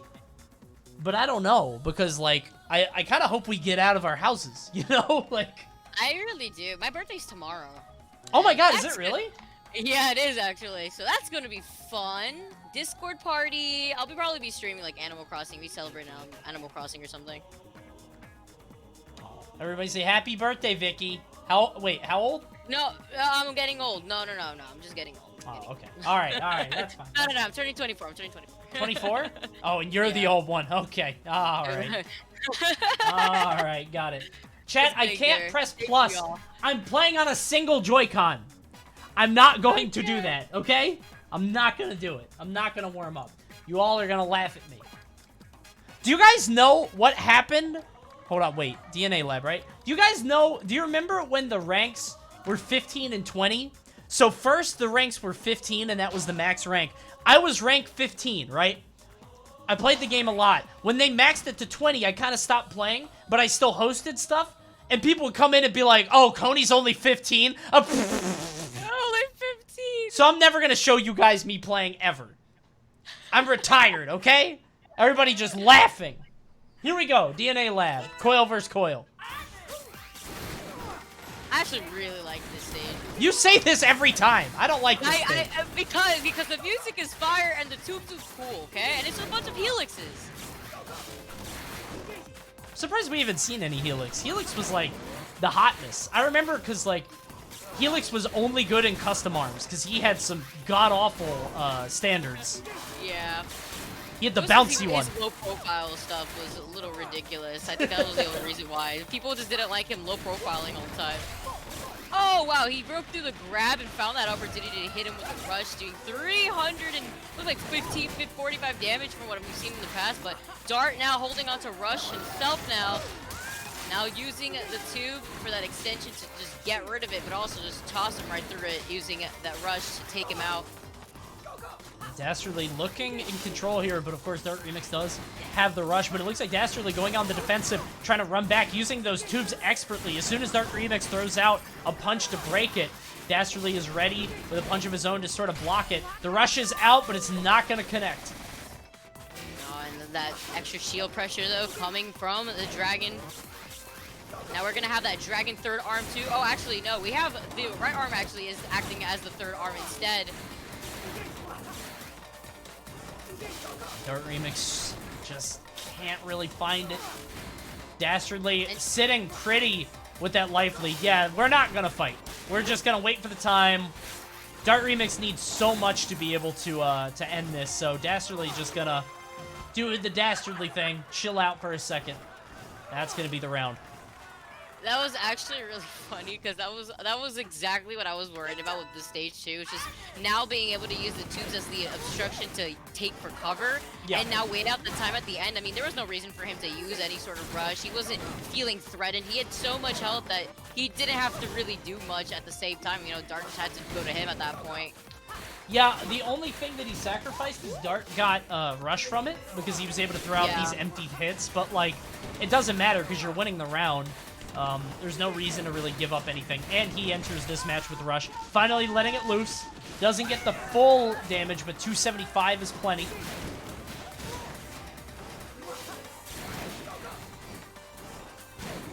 Trying to dance around right now. Dastardly just trying to figure out. Oh, but combos into it and actually hits him with the right arm. That actually combos with his left one at the same time there. That was a lot of damage from Dartremix. You know, not at the game just yet. Just trying to figure his way around Dastardly. It's still very doable, but at the same time, he does have Rush and. Wow, that looked like it was a trade at the same time, and you had Dastardly with literally 1 pixel of health. Yeah, he just sort of just kind of sailed in that roaster hit. Just like perfectly placed, just kind of guiding it right in there. Beautiful hit there from Dastardly, who goes up 2-0 on Dartremix. Dastardly working on a 3-0, just needs to win 1 more game in losers semis. And he'll move on to losers finals. Face Asqew. People in the chat are talking about Dart's Misango. I'd be happy to see that too. I'd like to see all the characters, bro. More characters, yeah. We've had like 5 Dr. Coil so far. Please, yeah. Want to see everything, bro. Misango would actually be pretty hype. Oh, I found out the source of the M meme. The Chat. M meme? Yeah, it's a picture of Mechanica. I asked before if there was any creature living with 3 arms, and I think I found her. Hold on. Let me just... Oh. Wait 1 second. Hold on. Where... You can't just say that and not show us. Oh, I'm getting it. Don't worry. Oh my god. Everybody, special guest to the stream, Mechanica! Yeah, Wow! Mechanica, wow! I still don't see it. Amazing. I'm delayed. Unfair. There she is. That is awful. Alright, what stage? What is that? That's Mechanica, the 3-armed woman. That's not what she looks like. There's no way. Well, What is that? kind of. Buster, What I is- can't see the stages. She's in the way. Excuse me. What did they do to her? Buster Beach. DNA lab is off. Alright. There we go. Alright, good to go. Get the HD version? There's an HD version? Excuse me? Here we go. There we go. Buster Beach. Ooh, he is going Misango. I like that. Oh, he heard us. Beautiful. And maybe... Check it out. Mechanica is here in the crowd. She's here to spectate. Oh, she's here to watch. It's amazing. Amazing. There she is. Yup. All right, here we go. Potentially final game if Dastardly can make this work. Dr. Coil against Misango here. And this is the pick from left field too, you know. Not Yeah. expecting this Mungo. I don't think anybody did. We were kind of just talking about it because, you know, getting a little bit of change of pace here from what we've been seeing with the Dittos. But at the same time, though, it's a little difficult, I would say. Dr. Coil, with her abilities to be able to not only drift around in the air, but also turn invisible when she's charging up. But her Dastardly's punishes in general have been so on point versus Dart here. Yeah. Just looking so good. Dart, even with the character swap, just not looking good. And I'm gonna be real with you guys. I have no idea what Misango does. I know that spirit like changes colors and it somehow changes I don't know. He's too complicated. Dr. Coil seems to be shutting him down. I want to see if Dartremix can figure something out, but I don't know. Yo, honestly, it's his companion. Oh, it gets on his face. Okay. He's No, a now luchador. now he's a bull? Oh. Misango is like if Smash 4 Shulk was more useless. Okay, got it. What's more useless? So it's That's a funny amazing. meme. I understand. Good. Yo, but it's working here as you see Dastardly now having to make the comeback. He is holding on to Rush, just gonna grab though. We've seen this plenty of times from Dastardly before. I mean, within that last round in the last game, we saw something very similar too between Dartremix and Dastardly too when he had to come back from being at disadvantage here. Yeah. And just like that, not only did he have the high ground there, but now keeping Dart in the corner, he's unable to get up. Doesn't really look like he has much of an option here whenever it comes to moving around. That third arm is always there to shut him down. Oh. Oh, I love the boldness, just sitting right in front of him, waiting for it. And Dastardly, with that, is going to win 3-0 Dartremix with a valiant character swap, but not quite enough. Unfortunate. And here we have Dastardly going on through bracket to meet up in losers finals. Big congrats to Dastardly. He will go on to face Asqew. So we're going to get another Min versus Dr. Coil situation conjured up here. It's Illusion Asqew, right? I think so. Yeah, because it was Illusion. Got it. Okay. Alright, guys. Losers Finals is coming up very quickly. Thank you guys again so much for joining us for the first in the Bamboo Battles. This is a really fun, this is a fun event. I love ARMS. This is great.